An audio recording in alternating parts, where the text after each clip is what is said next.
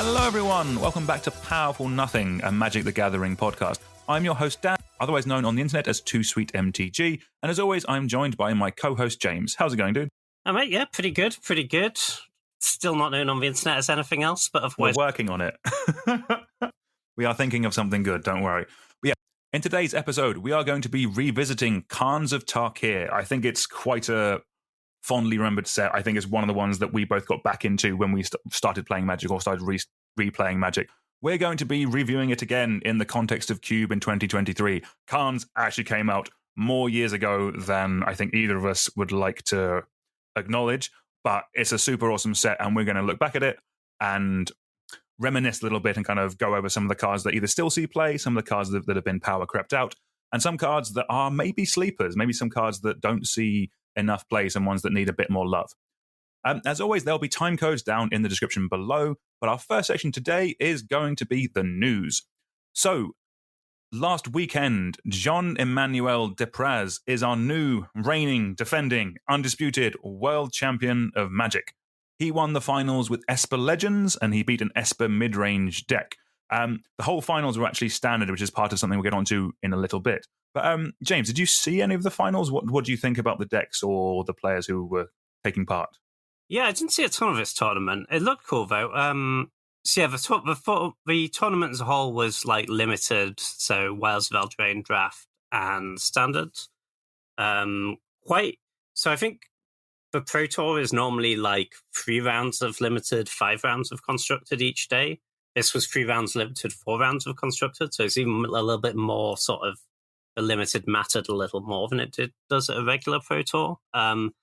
I watched a little bit of a draft on day one. That seemed cool. Good coverage. I saw a tiny little bit of the actual finals match on YouTube. But yeah, it seemed like a cool tournament. Absolutely stacked top 8. We've got like Reed Duke in there, Jean-Emmanuel Depraz. I think he's one of those players who's been like low-key crushing it for a really long time, and maybe I kind of think should be thought of a little bit like, you know, it's not a surprise at all to me to see him here. Mm-hmm. Willie Adel in there as well. Also, got to feel bad for I'm going to butcher his name, Alex von Stange, missing out on top 8 at 7-1 seems really rough. Ooh, that's harsh. Like, it seems like you should format a tournament so that doesn't happen. Was there other players on 7-1, or was everyone like 8-0 or something like that? Next, him on 7-1, then we're on to 6-win people. Oh, really? And he still missed out? Yeah, wow. So he's just hanging out there in 9th, which seems really rough. Yeah, that's really harsh. But I think one of the big things with the Magic World Championships is that the main event or Standard was a big part of it. Like, how are you seeing Standard at the moment, James? Are you playing that much of it, or kind of like how balanced are you finding the format? I've not played really much of it at all. It doesn't seem massively balanced to me. Like, not as in there's a very clear best deck, but like in terms of colors and things, like black mid-range as a sort of overarching archetype still seems incredibly strong. Like, if you just look down this top 8, it's really dominated by that. You've got like Esper Legends, Esper mid-range, Azorius, Golgari mid-range, the main Ramp, which is a black deck as well, 2 copies, another Esper mid-range, another Esper mid-range in 9th, another Esper mid-range in 10th. It doesn't seem like there's sort of a massive diversity of strategies. Like, there are differences between these decks, but they're featuring a lot of the same cards, you know? Yeah, actually, what are some of the cards they're featuring? Is it Shieldred X type cards? Or? Yeah, we've got a lot of Shieldreds, got a lot of Wandering Emperors. Only 1 year till rotation of Shieldred, by the way, for those marking their calendars. I feel like it could be less than that. But the main deck looks cool, actually. There's like multicolor Ramp deck just trying to hardcast Atraxas. Kind of into that. Oh, love that. Okay, let's go. Yeah. With like Leyline Bindings and Up for Beanstalks. Virtue of Persistence is a nice new addition. So yeah, it doesn't look horrible, but it's not like, I haven't played Standard in a while, and like looking at this selection of decks doesn't make me go, ooh, I want to play Standard again. That's fair. There was one deck we were talking about before we started recording, like a mono blue cauldron list. Do you want to talk about that a bit, James? Because that one does sound quite cool. Oh yeah, this deck looks phenomenal. If this deck is good, I'll play standard again.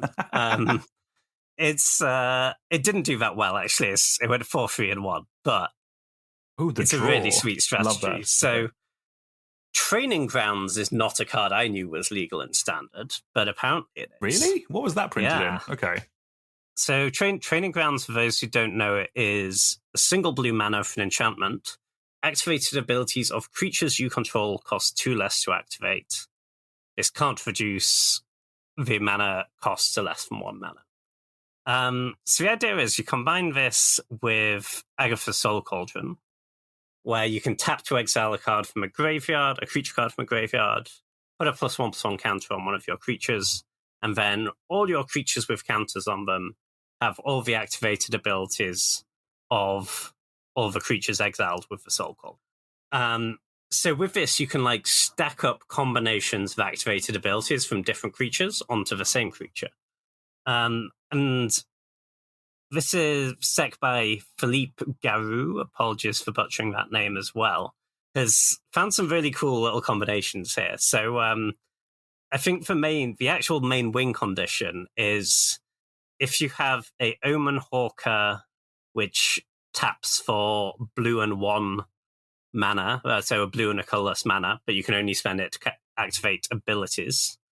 So if your creature has that activated ability and the activated ability of Sleep Curse Fairy, which is 1 blue untap Sleep Curse Fairy, and if you have a Training Grounds, that's infinite mana, because you'll spend 1 mana to untap it, and you'll make tap for 2 mana. Mm-hmm. And then if you also have the activated ability, or if you just cast a Hypnotic Rifter, which has the ability 3 mana Connive, so that's loot if you discard a spell. Now you've seen your whole deck, and your creature is very, very large. Yeah. You can then use either the activated ability of a Surge Engine to make your creature unblockable and kill them. I love this, James, but the list is getting a little bit long in terms of steps, well, I mean, once you're seeing your whole deck and having infinite mana, then it doesn't matter what the other pieces are, right? Yeah, that makes sense. Yeah. There's also a single Realm Scourger Hawk. Hellkite is the card, which has an ability that pings them, I guess, for when you're unblockable isn't good or whatever. Yeah. And then it's just setting this up with a bunch of cantrips and some counters and whatnot. This looks really sweet. It does seem quite tricky to set up. It definitely one of the more ambitious decks at Worlds, but I want more of this stuff from Standard. Yeah. Fair play on the person rocking up with this to Worlds. Yeah. Nicely done. I think for context, Training Grounds was printed in March of the Machine Aftermath, or The Aftermath, which is obviously why we all forgot about it.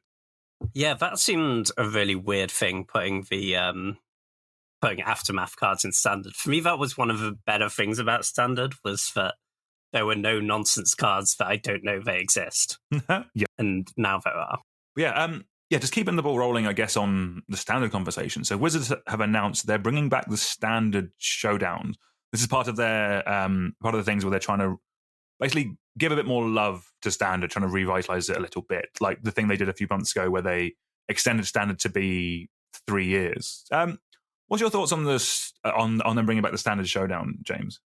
Yeah, this seems cool. I'm kind of in for a lot of stuff like this. It doesn't cost Wizards a lot, right? And I think just getting a few more ways to play competitive Standard seems like a good thing. Because I think that is probably what will get more people back into the format, is if there's a bit more competitive support. I think that always used to be the reason to play Standard, right? Or one of them. And then that, once you have that in place, that does spill over into the less competitive parts of Magic, right? Like, I remember when I first started going to FNM, you'd go and Standard would be like the main thing, right? It would be Standard and Draft, and then maybe a little bit of Modern. And now it feels like it's Modern and Draft, and maybe a little bit of Pioneer, and never any Standard. And half a game store of commander tables. Yes. Well, yeah, exactly. Let's go. No, exactly. Like I am someone who had a standard deck once, and then my wife wanted to play competitive Magic, so borrowed it for the entire time that the deck was legal. So I've never actually played standard. It's always one of those ones where I would actually be up for playing standard. I think I need a combination of it, of kind of like you with the Cauldron deck. I want something cool to play and it to be easy. And the fact that they're just adding more things just makes adding more ways, adding more support for it just means that it's just going to be easier to play. So maybe in a couple of months we'll be doing the James and Dan standard experience. I look forward to it. I think the other thing I'd noticed looking at this top 8 though, like, so standard, the deal used to be, right, it's sure your cards are going to rotate at some point, but hey, it's pretty cheap. You can buy a couple of decks and you're not losing out that much. Esper Legends, $538. That's a lot. Esper Midrange, $522. Golgari's like $430. But specifically, how many of them are shielded? Because shielded is seeing play, and like, I mean, I was talking yesterday with people about vintage and legacy play, all this kind of stuff. Yeah, I'm looking at shielded, and what, it's like $70, $75, $80. Yeah, a lot of that is for 4 shieldreds. That's true. Which sure they'll retain value, but you might not want to buy 4 shieldreds. You know? No, definitely, yeah. Like I don't know how far away it is until our next ban, but you would assume like they'll at least be looking at big shieldred or little shieldred. You'd imagine 4 mana shieldred. Yes. Nice. We're kind of changing gears a little bit. We've also we had the World Championships was at GP Vegas. I'm assuming it was. Yeah, that sounds believable. I'm keeping all that in. Good. Right. Some other things that have been announced. Some cool new secret layers. Like when secret layers hit, I can be quite in for them. A lot of the times, if they don't hit, I can just happy to let them be. But there's some cool ones in the new one coming out. So some notable includes are there's going to be an Evil Dead secret layer, which is not one I thought would happen, but that's quite cool. A Doctor Who Weeping Angels secret layer, where they're reprinting a load of angels. That one kind of tracks. The Doctor Who set is on the horizon. There's a Princess Bride secret layer, which that will, I think, be a big hit for, like, the people that hits for. It will really hit for them, I think. That one's quite nice. Just from a reprint point of view, half of the Fastlands are being reprinted with Dalek-themed art. Just from a cost point of view, like I'm not sure how expensive the Fastlands are, but they're all very good. And this is a nice, easy way of picking them up. And especially if you like Doctor Who, then that could be a win for you. And then I think the one that this could be the first one I've bought in a while, but there's a John Avon Artist Series one, which has some cool Emrakul art and a few other things. So I think that by the time this podcast is up, those will probably be on sale because it'll probably be October when this comes up, which is also an alarming part of the passage of time. It's almost October. Let's go. Any of these take your fancy, James? Are you a Evil Dead fan, a Doctor Who fan, or a Princess Bride? Is this Evil Dead as in like the 80s? It's like a zombie film, right? Yes.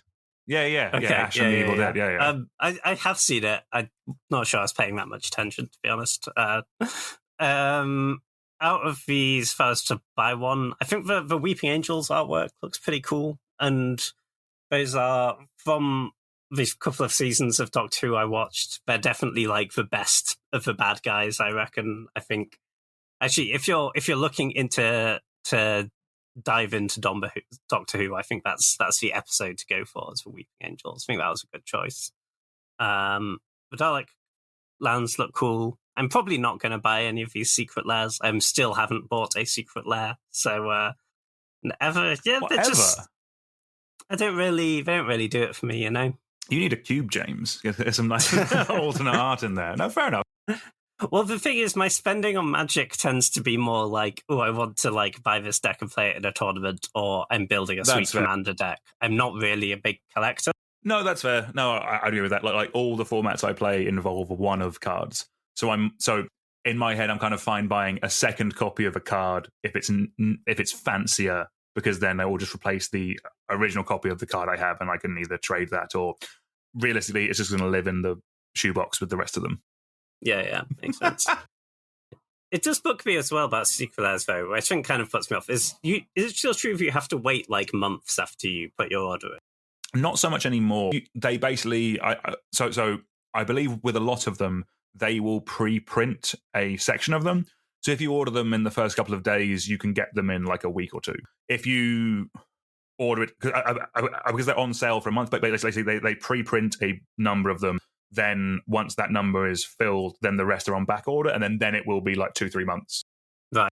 I think they really learned that lesson with the Gavin Verhey like coin flippy deck, which like took over a year to kind of get delivered because they were reprinting 100 cards, and like yes they can print 100 card commander decks, but when like certain ones are foil, then they're all slightly different. Like they all have like the little like reprints, like Planeswalker logo in the bottom left hand corner, this kind of stuff. It was just basically they kind of learned they correctly learned a lesson with that because it really annoyed people because people spent like 100 something quid on something and it took them over a year to ship it. So yes, they have learned from that and things have got a bit better. So I can see why that would be very annoying. Yeah, if you spend 100 quid on your shiny Magic stuff, you kind of want it now, right? Exactly. No, 100%. But yeah. They've generally been a bit better since. The pre-printing stuff does seem to be a good way of doing it because people like there's definitely a market for this. I'm assuming they have enough data to kind of judge how many of each they want to print. And to be honest, if they print too many, I can't imagine printing a Magic card is that expensive for them. No, annoyingly, probably not. And there's enough giveaways and stuff at like Magic Cons and stuff to make it all worthwhile.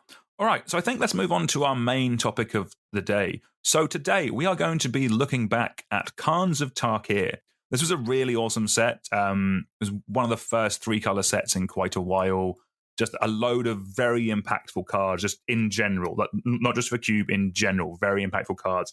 Some very impactful mechanics as well debuted in this set. I think it's very fondly remembered. It's kind of like when people think of like awesome sets, you kind of have like your original Innistrad, you have like original Zendikar set. You have Khans of Tarkir is up there in that conversation in terms of like people's like all-time favorite sets. Like this is one that kind of comes back on MitGo as like a flashback draft because people like it and think so fondly of it. So Khans of Tarkir was released on the 26th of October, 2014. Solid 9 years ago at time of recording. That's a little bit scary. The design lead was Mark Rosewater. The set size was 269 cards.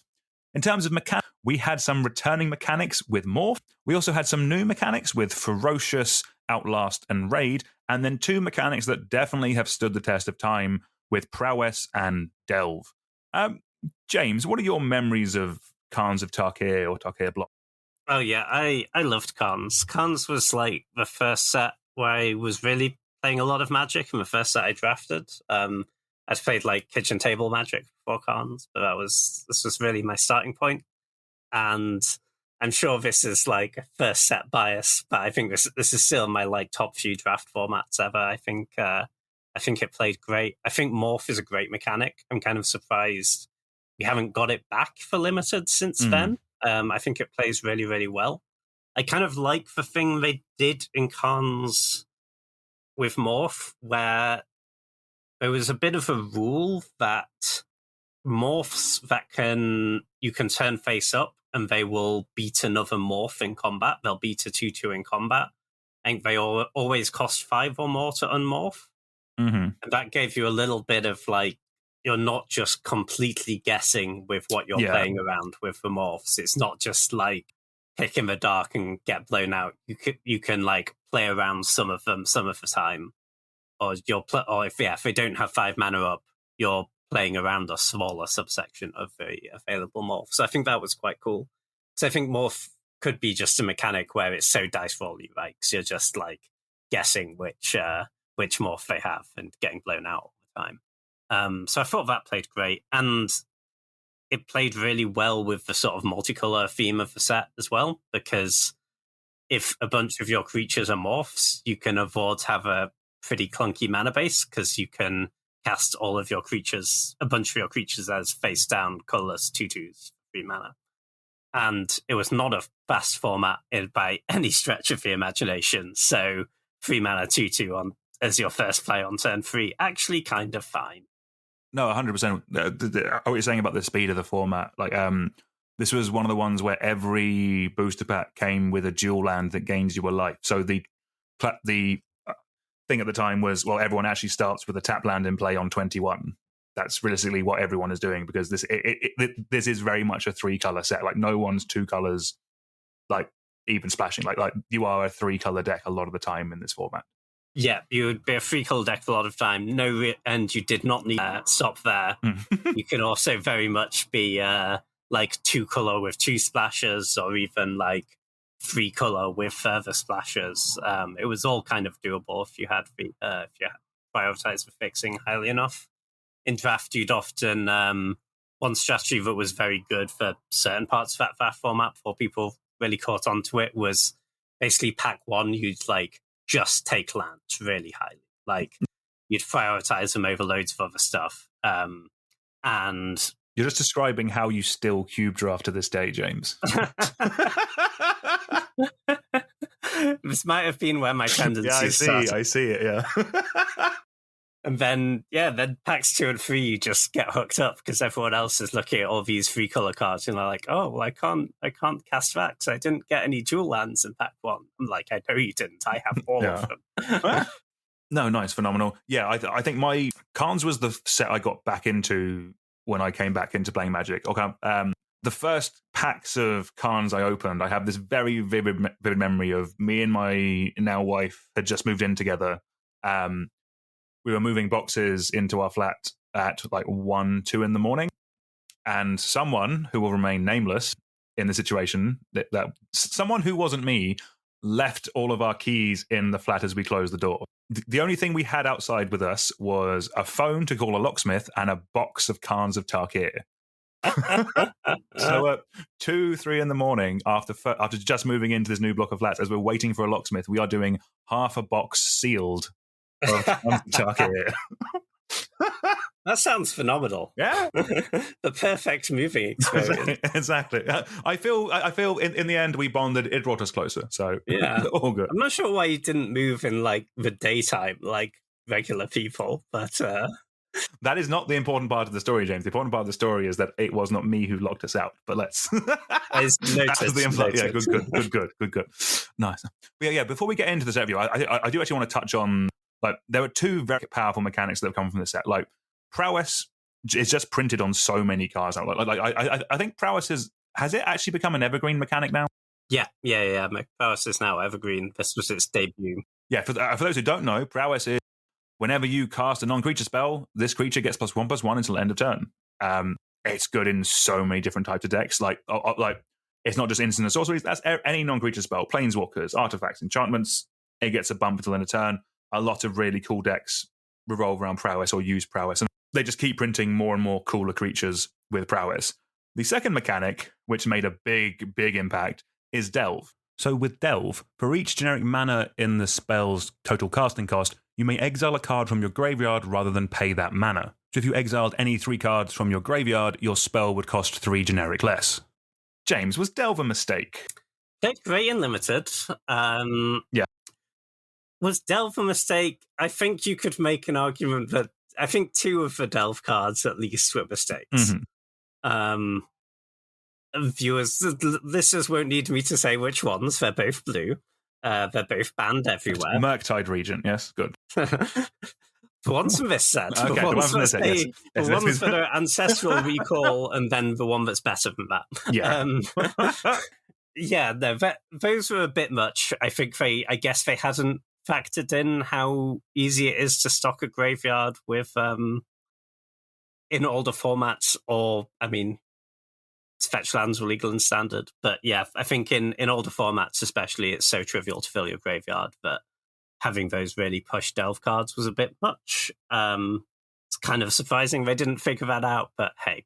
But it was one of those mechanics where it's like people started off with Dig Through Time and Treasure Cruise, and then when they got banned, I think it was Patrick Chapin showing up at a pro tour with 4 Gurmag anglers, and everyone was like laughing at him playing this draft trap. And then like 4 rounds in, like, oh damn, Gurmag angler's great, isn't it? It's a 1-mana 5/5. Why weren't we all playing this? Yeah, really push mechanic. Surprise, cost reduction mechanic is busted. No, exactly. Yeah, I don't know where it factors on Maro's storm list of powerful mechanics, but we do see Delve spells every now and then. I think they have Actually, no, they haven't. They haven't. I don't know, learned their lesson. Murktide is still a very busted Magic card, but maybe after this they will have learned their lesson. But yeah, so the way we're going to be talking about the Karns cards today is we're not going to be going in Wooburg order. We're going Rogue, and by Rogue I mean we are going to be talking about them in terms of how many cubes they see play in. So I will put a link down to this in the description below, so people can check it out for themselves if they want to see it for other sets. But Cube Cobra has this lovely function where it ranks the cards in terms of how many cubes they see play in. So we're going to start off with the most popular cards. Then we're going to go into the more kind of like, I guess more kind of like either cards that have been power crept out, that kind of thing, more powerful versions of the effects printed in the subsequent years. And then kind of we're going to end up on cards that we think are really cool, but might be a little bit niche, basically. But in amongst them, there are some absolute bangers that maybe James can get me to play in my cube. James, you want to take it away with our first card of the day? Yeah, so first up we have Monastery Swiftspear. For those who don't know, this is a single red for a 1/2 creature human monk with haste and prowess. This is kind of the definitive prowess card, I kind of think of it as. And a really premium red 1-drop. I think if you're like mono red specifically, I mean, obviously Ragavan's the best 1-drop, but I think after that, you can make a pretty convincing argument that Swiftspear is next on the list. Between like that and Goblin Guide, I get, and Figure of Destiny, I guess. You play it on turn 1. On turn 2, it's often going to hit for 2 damage, and then later in the game, it can really start stacking up into the 3 damage, 4 damage range. Plus, it's got that real threat of activation, or not threat of triggering, I guess, that if this is a 2/3, you just can't really block it with your 3/3 if they've got mana available. And that's really valuable. There's definitely some edge to be gained, I think, by the chump attack with Monastery Swiftspear. People will not block your creature because it's too scary. I think it's actually a pretty big difference between this and in most recent Ixalan set, in blue, there was like a 1/1 prowess. The second point of toughness, I think, really matters. Yeah. Because it means it's so much scarier to block, right? If they have the spell, you're not going to trade, you're going to loot. They're just going to eat your creature. This really strong spell. I'm not surprised it's most popular. It's a really pushed 1-drop, and red doesn't have a ton of them. No, exactly. The fact that this just is awesome in mono red, because obviously you have the burn to trigger stuff. But it's just also in like an Izzet deck like this with like cantrips is really, really good. Like phenomenal card. I don't think it's surprising. Just looking at the stats on Cube Cobra, this is so this was downgraded to common in the last year or so, but this is played in 50% of cubes that are in between 450 and 540 in size. Like that is all power levels. That is a wild statistic. 50% of cubes in a large, in a very popular size is kind of wild. Yeah, I'm not surprised. That cheap prowess threat is really good. And as you say, in blue-red, it's kind of the ideal threat, right? Because if you're doing that prowess blitz type deck, you can have a real issue with, even if there are like 3-mana prowess creatures that do great things and look really cool, you have the problem that, well, you don't want to cast your non-creature spells on the first 2 turns because you want to save them to trigger prowess. Then if you don't have other creatures just not doing anything on those turns, you've kind of got to wait on your spells, and it's awkward. Whereas this is just the first effect. Get it on turn 1, and you get your prowess triggers when you want to be casting your spells anyway. No, exactly. Yeah. Swifty is just a phenomenal card. That as you mentioned, downgraded to Pauper now. The design of a fantastic card is that it's played in literally every cube that it can be played in. Every legality. There is no reason not to play this. Do you have any kind of aggressive red section? Good. Well done. You're probably playing Monastery Swiftspear. We love that. Right. Moving on to the next group of cards that are, in terms of popularity from Khans of Tarkir, is actually the fetch lands. Obviously, these are from Onslaught and Zendikar, so we're not going to be going into... I feel the conversation of how good fetch lands are might be more than we have time for today. That might be one for the future, but we know they're very good. But the second most played card from Khans of Tarkir, like specifically printed in Khans of Tarkir, is Treasure Cruise. This is 7 and a blue for a sorcery with Delve, so each card you exile from your graveyard while casting the spell pays for 1 generic of it. Draw 3 cards. So this is effectively, as we kind of mentioned beforehand, the Delve the delve cost on this is not as hard as they initially thought. So it's not Ancestral Recall, but in a Pauper cube, it kind of is. This has just been an obscenely powerful card. Like, this is banned in quite a lot of formats, I'd imagine. So you can't play it in Pauper, you can't play it in Modern or Legacy, and it's restricted in Vintage. This is the time of power level we're talking about with Treasure Cruise. Oddly, the fact that its raw mana cost is 8 is actually quite nice, because with Ancestral Recall, you only make a 1/1 off of Shark Typhoon, whereas this, you make an 8/8.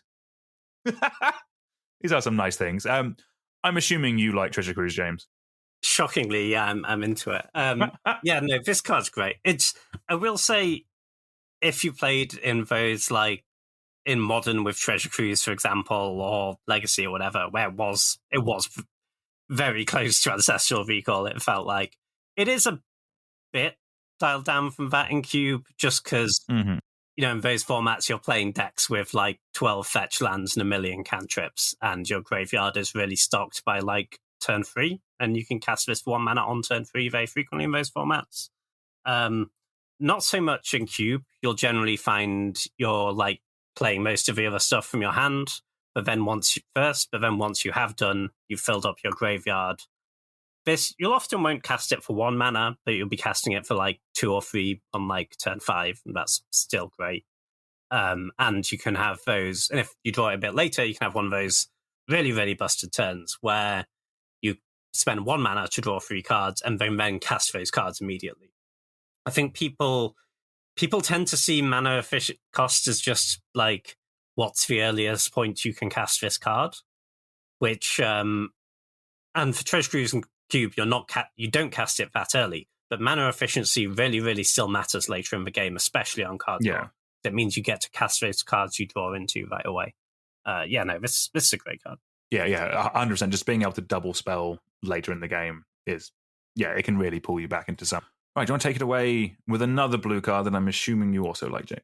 Would love to, yeah. So next up, we have Treasure Cruiser's best friend. This is Dig Through Time. 6 blue for an instant. It also has Delve, and you can look at the top 7 cards of your library, put 2 of them into your hand, and the rest on the bottom in any order. This, I think, is actually a decent amount better than Treasure Cruise in Cube specifically. I'd say Treasure Cruise was probably slightly the more busted of them in constructed formats, because you were casting it for 1 all the time. But in Cube, you're often not going to be able to pay all of the 6 cards or 7 cards from your graveyard, so you're fine casting it for 2 anyway. Obviously, this always costs a minimum of 2, because there's 2 blue pips in it. But the effect of looking at the top 7 and taking 2 of them is, I think, quite a lot stronger than draw 3 in Cube, because by that stage of game, you'll be looking for specific things. You probably don't care about lands anymore. You're looking for action. You're looking for combo pieces. And this is a perfect way to find them. Often by the time you're casting this is looking at like a third to a half of your deck. And that's really, really busted. Great in combo decks, great in control decks. Not really any bad things to say about this. Instant speed also is obviously a big deal. You can be holding up your can spells, and then when they don't do anything, you dig and they cry. Yeah, 100%. Like, Treasure Cruise and Dig Through Time are cards that I kind of wish I knew how to play with better, if that makes sense. They're both super powerful, and I think it's fair to say they've been a staple in most cubes that can play them since they've been printed. Yeah, I would say there's the only thing to bear in mind is you don't want too many Delve cards in your deck, generally, unless you're fueling your graveyard really, really well, because obviously, if you cast your Treasure Cruise, exile your graveyard, and draw your Dig Through Time or another Delve spell, now you have an empty graveyard. And you do want to be prioritizing just cheap ways to get cards into your graveyard. So, like, fetch lands are phenomenal for this. Any sort of cheap spells are great for this. Spells generally, I'm talking about instant sorcerers, because they go straight to your graveyard. Creatures, they might just hang around, they might get exiled. They're still, you want cheap spells really to to be fueling your graveyard quickly. And obviously any like looting effects or milling effects are great. Actually, I guess we're on the topic of specifically like the more broader delve spell, as it were. How many would you run on a deck? Is like so in a 40-card cube deck, is 3 too many? Are you kind of going for 2? I get the impression that 1 is kind of a freebie. Like after that, kind of where's your line, James? Yeah, I agree. 1 is a freebie. I would very rarely run 3. Partly, I mean, not that it would be like impossible, but unless you're like milling yourself really, really aggressively, it feels like often at that point you'll be paying a lot more mana for them and you'll just have better options. And to be honest, when I've got 1, I'm prioritizing the second slightly less. When I've got 2, I'm really not prioritizing the third. And often once you're past these 2, and you could argue like Murktide Regent, a lot of the other ones are like good cards, but they're not so much better than the other options that you have to run them. And like, yeah, if I've got already got a Dig Through Time and a Treasure Cruise in my pool, then I just play a different threat over a Murktide Regent. Yeah. No, at that point. No, that makes sense. No, all good. All right, let's move on to our next card. I'm kind of glad I got this one. I do like this card. Next, we have Blood-Soaked Champion. It is a single black for a 2/1 human warrior. It can't block. That doesn't matter. It has Raid, which is 1 and a black. Return it from your graveyard to the battlefield. Activate this ability only if you attacked with a creature this turn. So this was kind of the start of them printing a lot of really good 1-mana recursive 2/1 black creatures. Like we'd had Gravecrawler before this, but the drawback on that is it needs zombies. Like since this, we've had like Cult Conscript, Dread Wanderer, like Gutterbones, like these kind of black recursive creatures. Like I fully admit they are nowhere near as flashy as like as Swift Spear, Treasure Cruise, or Dig Through Time. But in a cube, these really do. They tick so many boxes in so many different archetypes. Like if in your cube you have any kind of like aristocratic style strategy, these are phenomenal because they are real creatures. Like a 2/1 for 1 is a perfectly good aggressive body that you can run in like an aggressive deck. Maybe you're like a Rakdos aggressive deck, but you can also run it in your aristocrat deck. Like just the flex slot in terms of just building a cube that cards like Blood-Soaked Champion fill, I think is really important. And like they are some of the first cards I would put in a cube if I wanted any kind of aristocratic style section whatsoever, because they just cross over with everything else that those colors are trying to do anyway. But Blood-Soaked Champion on them, I still think Blood-Soaked Champion is a good cube card in 2023. Maybe not at the super highest power level, because I personally don't think Aristocrats makes that cut anymore. But for any kind of, I would say kind of any kind of like modern, maybe even legacy power level, like if you have anything like that, like anything where you're sacrificing creatures or swinging with creatures and black is involved, I think Blood-Soaked Champion is a really solid option. Yeah, I'd agree with all that. The raid ability is kind of a bonus part of the card, right? You want to be interested in a black for a 2/1 creature, I think. But this goes nicely in. I'm sure I've made this point on this podcast before, but I think often the best aristocrats decks aren't necessarily the dirty ones that are maybe trying to set up a combo or whatever. They're the ones where it's like, well, I'm going to play a 1-drop creature, a 2-drop creature, and a Rabble Master and hit you with loads of things. And you'll be fairly low, and then I'm going to finish you off with a Blood Artist or a Goblin Bombardment or whatever. And this plays really well into that approach. Yeah, 100% love this card. The only thing I would say is I do want more of these at uncommon, so peasant players can get their hands on them. I think Blood-Soaked Champion could be a uncommon in 2023, don't you? Oh yeah, I'd certainly imagine so. The only caveat I'd have with this card is don't let it trick you into playing mono black aggro. Don't do it. The hatred is so real, James. God. Right, do you want to take it away with our next card? Yeah, so next up we have Seeker of the Way. This is 1 white for a 2/2 creature human warrior with prowess. And whenever you cast a non-creature spell, Seeker of the Way gets lifelink till end of turn. Yeah, this is a really nice little body. It doesn't look like the most exciting card in the world, but against any sort of aggressive deck, you'll be really happy to have this. And 2 mana 2/2 prowess is honestly just not that bad in the right deck. You'll this will very frequently be attacking as a 3/3 at least, and 3/3 lifelink for 2 is great. Obviously, it's not always that. You won't always get to block with it as you want, but with lifelinkers, you can just take the damage and swing back, and it's a solid little card. I don't it's not probably going in the most high power level cubes, but any other sort of cube, it's a really solid inclusion. It goes in a wide variety of decks as well, right?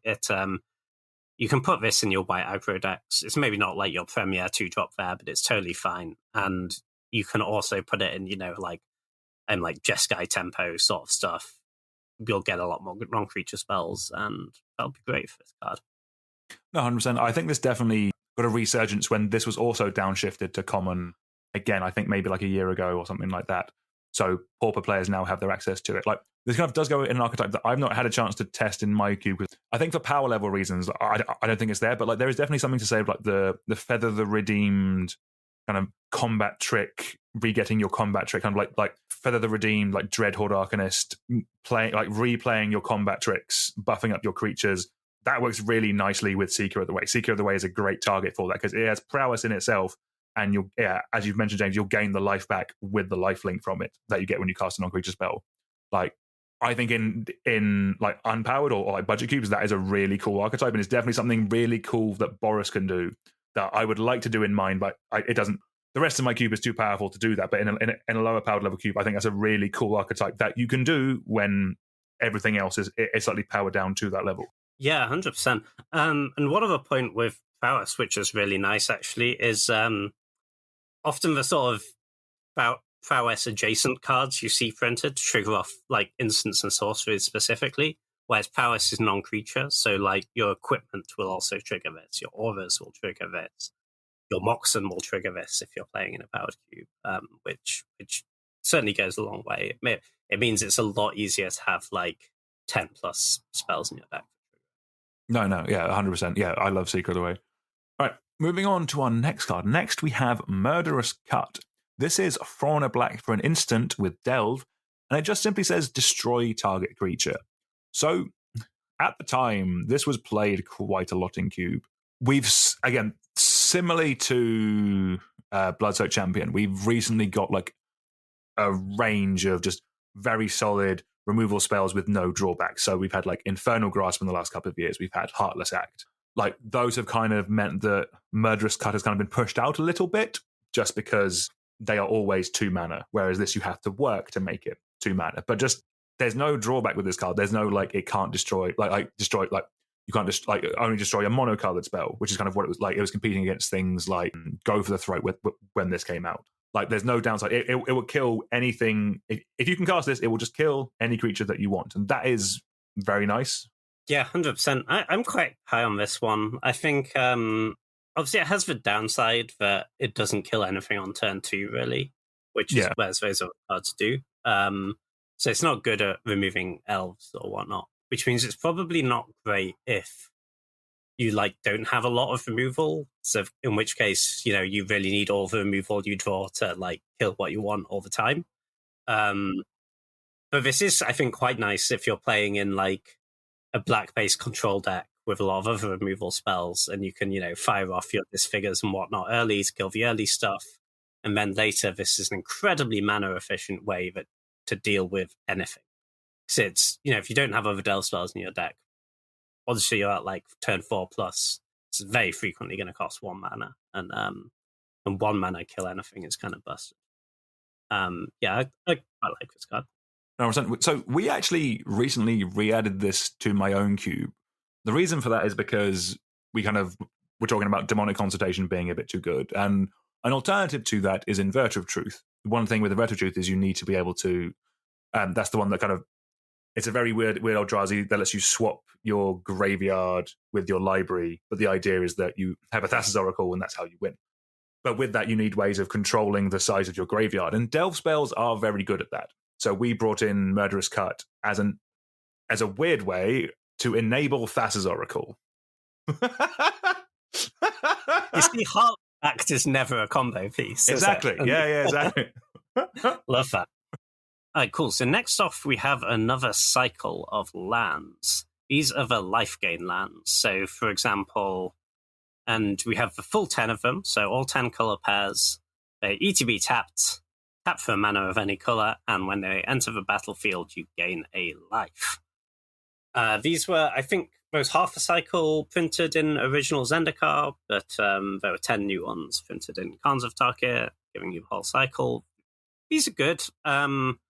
Obviously, you're not putting these in your super, super high power level cube, but Pauper, Peasant, a life is a nice, relevant thing to have tacked onto your dual land. You're here for the fixing, but that life is surprisingly meaningful. Think of all the games of Magic you have won at one life, and these can help you get there, right? Yeah. It's not doesn't seem like a huge deal, but it does matter. No, exactly. And when these were printed as well, there just weren't as many good common ways of fixing your mana. Like I think I would probably still put like the what are they called, like the bounce lands from Ravnica. Yeah, the Karoo lands. The Karoo lands. Like I think they are probably still better just because of like the weird card advantage thing you can do with that and the fact they tap for 2. Like I do like those quite a lot. But yeah, these game lands are still fantastic. Like these would still see home in any Pauper cube at the moment. Like since these have been printed, we've seen like I think in Dominaria United we had dual lands that come into play tapped but have the land type on them. Mm-hmm. So you get like a Plains Island or a Swamp Forest. Like whereas the ones in this set are just land. If you were doing Domain, then maybe you would pick that over these. But apart from that, I can't actually see a reason why. Yeah. Yeah, there's also the Strixhaven cycle, right? Which ETB tapped and then have an expensive activated ability that lets you scry, which are fine. But I think very possibly the life gain is actually better than that. Yeah, 100%. You don't have many options at Pauper and Peasant. Like, to be fair, like that is one reason why some people will just forgo rarity when it comes to lands. But if you are being true, you are being traditional, then yeah, I think these are still just really solid. I do like these. Yeah, sure. All right, let's move on to our next card now. Next, we have Hordling Outburst. It is 1 red for a sorcery. Put 3 1/1 red goblin creature tokens onto the battlefield. So, this kind of, are you doing goblins or are you doing tokens? Good. 1 card, 3 bodies. It also triggers prowess, which we also like. So, yeah, Hordling Outburst is just a really solid. Like I played a load of this at the time, actually. I've always, so my break-in Magic coincided. So beforehand, I was playing in the set with, like, Goblin Sharpshooter and, like, Siege Gang Commander. And then came back. I was like, ooh, more goblins. Love that. Good. So, yeah, I really like Hordling Outburst. Yeah, it's just a really solid way of just... It is the epitome of a board state in a can. I think it's a very solid card. Yeah, 100%. And if you are doing the goblin thing and you have lots of goblin lords, you don't really care if your goblins started off as 1/1s or 2/2s, whatever. They have 3 things that say goblin on them, and that's plenty for 3 mana. There's literally no other reason to play this card, though. But go wide, maybe goblins, yes. Anything else, no. No, 100%. Like the... At some point, I do want to work out a way of getting, like, typal, like, creature type matters stuff into my cube. I've been toying around with elves. Like, goblins is a very easy one to do, if I'm honest with you. Humans as well. Actually, now I think about it, there is actually humans already just in my cube, and I've spoken about it in the last week, so I probably should have remembered that. But like, goblins is another easy one to do because you can do it in... You can just make any red aggressive section just care about goblins, and there you are. Yeah, you do need quite a lot of cards for it to be good, though, right? The time goblin decks really pop off for when you're like, Goblin War Leader, Goblin Chieftain, into my, like, 3 other goblins. Into your Hordling Outburst, James. Into my Hordling Outburst. There you go. Yeah. All right, next up, we have another land cycle. These are the Tri-lands. So these are the wedge-coloured Tri-lands. Is that what we call them? Ooh, I'll go with that. Yes, because I think the other ones were from Shards of Alara. Yes, so they're shards and these ones are wedges, is what I'm going with. Yeah. So these are the wedge-coloured Tri-lands. So, for example, Tima, Abzan, Jeskai, all the cards, tribes. So these are ETB tapped, tap for one of the 3 colours, end of text box. These are good. I guess they've kind of been power crept or whatever with triumphs being printed. Oh, they've been, like, in non-rarity restricted cubes, they've been punted into oblivion by triumphs. I mean, yeah, but... they are strictly worse than triumphs. Yeah. And I don't need you to tell me in the comments that, oh, your opponent could cast a boil, so they're not strictly worse. We don't need that. Yeah, these but triumphs are like 10, 15 quid each. I think if you want some budget triumphs, or if you want some triumphs for your peasant cube, or if you just think like having the typed tri-lands with fetches is a bit too much fixing, then these are a great option. The fact that these are uncommon means that these still see and still should see play in like Peasant Cube. Like if you're trying to support any kind of 3+ color deck in a Peasant environment, you should be running these still. They still do the job. They are still lands that tap for the colors that you need to make the deck work. Like, and also, yeah, they are pennies.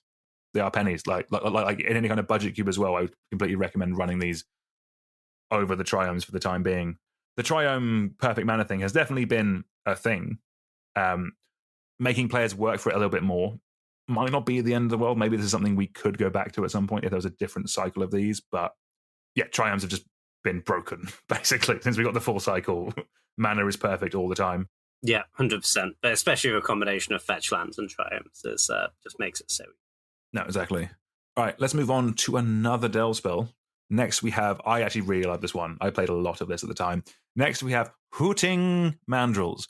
It is 5 and a green for a 4/4 creature ape with Delve and Trample. So this is just a good card. Like if you're in any kind of like what I like about this card, about Hooting Mandrills, is it does kind of go in a number of different type of decks in Cube. If you're doing any kind of like Golgari self-mill thing, this is a reward for that. You probably will play Gurmag Angler as well as this, but like not many other decks. Like it's a very good card for your deck. You should be able to get it quite easily in the draft. I don't hate this in like a Gruul Monsters deck, actually, now I think about it. Because like if you burn some of their creatures, you remove some of their stuff, this comes down like turn 3 or 4. That's still like it will still kill people. It's still a 4/4 with Trample.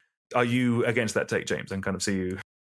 I feel like Gruul Monsters, like 90% of your spells are permanents, you know? Mm-hmm. And don't immediately go to a graveyard.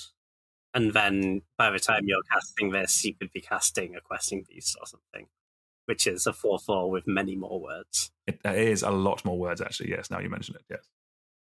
This only has 2 non-flavor text words.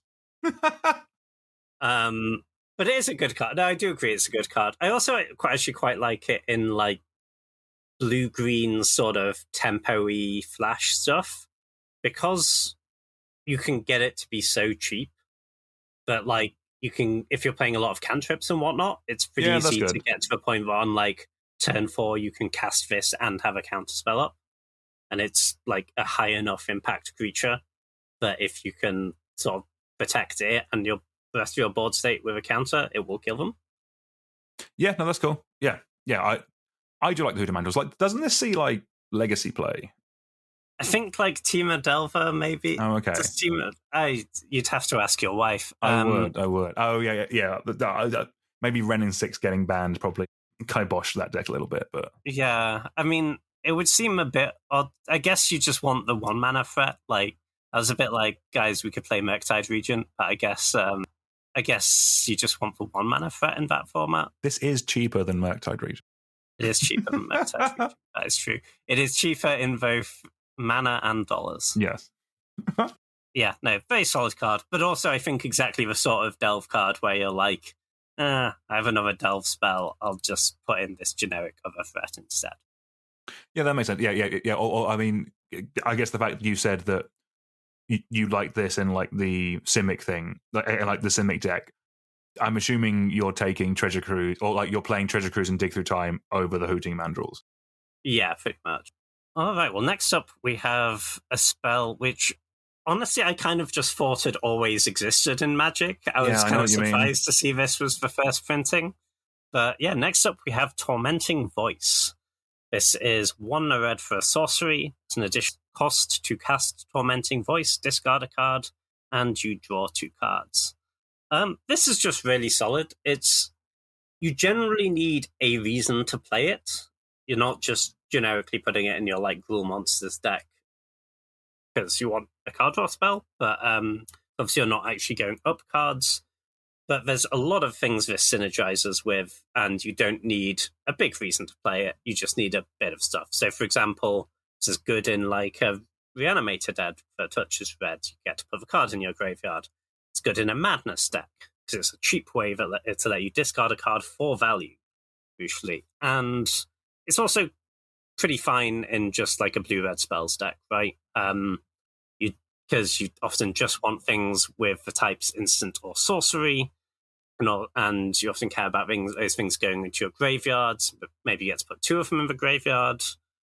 Yeah, not like you're never like really excited to have a Tormenting Voice, but it just fills a lot of roles, and I think merits a spot in quite a lot of cubes. I'm not surprised to see it's highly played.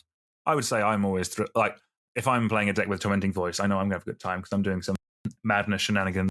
I think the main thing with this card is obviously Eldraine happened to this card and a lot of other cards, and we got the instant speed version with Thriller Possibility. I don't think you want like actually maybe in like a 720 you might want multiple of these effects, in which case you're probably still going to run Tormenting Voice as a second copy of Thriller Possibility, basically, if you want that effect. But yeah, just the fact that Eldraine has a lot of things to answer for, and Tormenting Voice can add itself to that list. Some sort of massive class action lawsuit on the part of old Magic.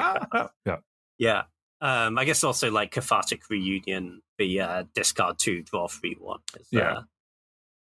is sometimes better, not always better.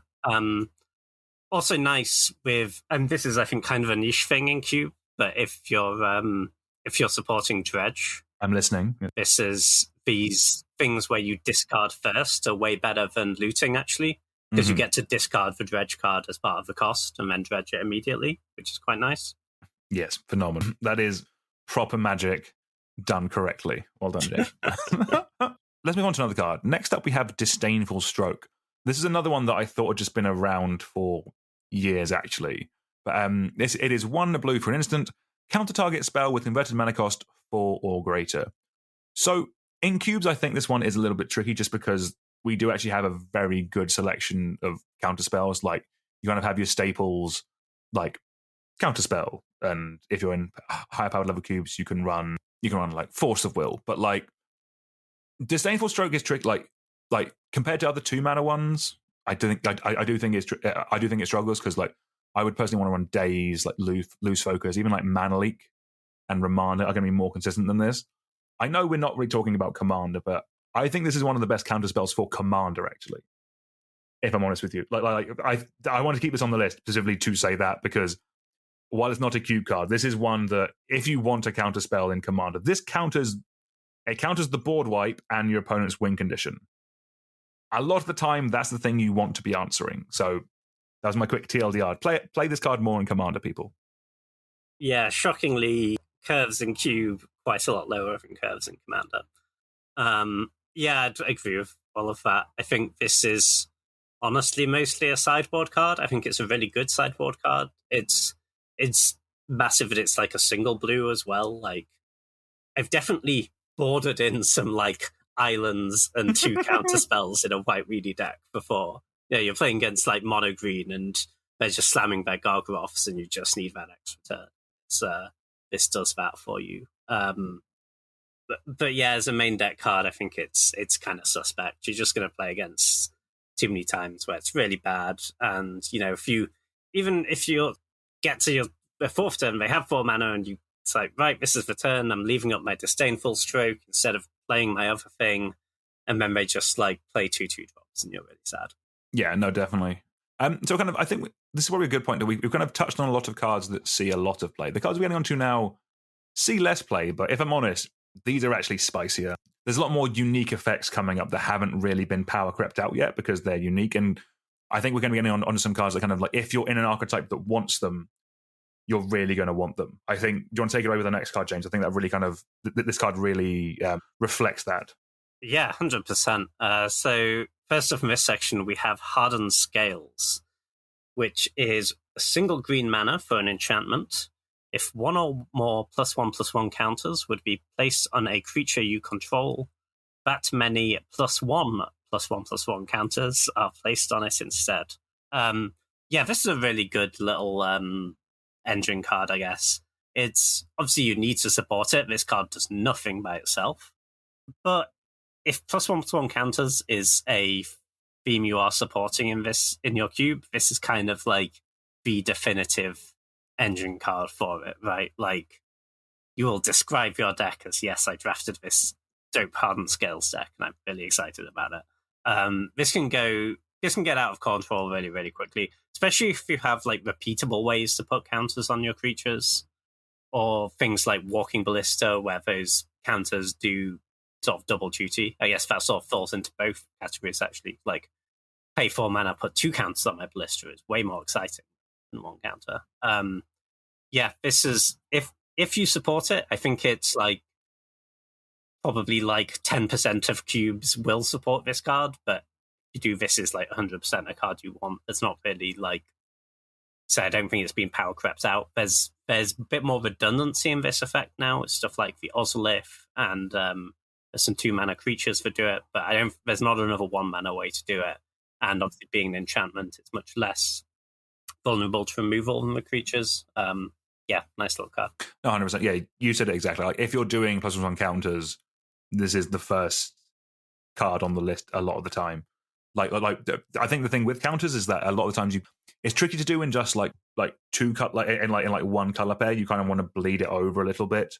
I've seen some people build cubes where kind of like you have like green white is your classic +1 counter style strategy, but then in like Boris you have things with like modular, so you can kind of go artifacts, but with the +1 counters. And obviously you can have this Naya deck where just everything has counters and everything cares about everything. I think, the modular point is really interesting, actually, because this card goes absolutely nuts with Arcbound Ravager, which is kind of often the thing that lets you kill them with all your modular cards, which is the creature that lets you sack an artifact to put a +1/+1 counter on it, and then, because it has modular 1, when it dies, you will put its +1/+1 counters on another artifact creature, and this sort of doubles you up at both points of that. You're now sacking an artifact to put 2 counters on it, and when it dies, you'll get another +1/+1 counter from the modular trigger. And if you're sacrificing other modular creatures, that gives Hardened Scales doubles that trigger up as well. It can really go off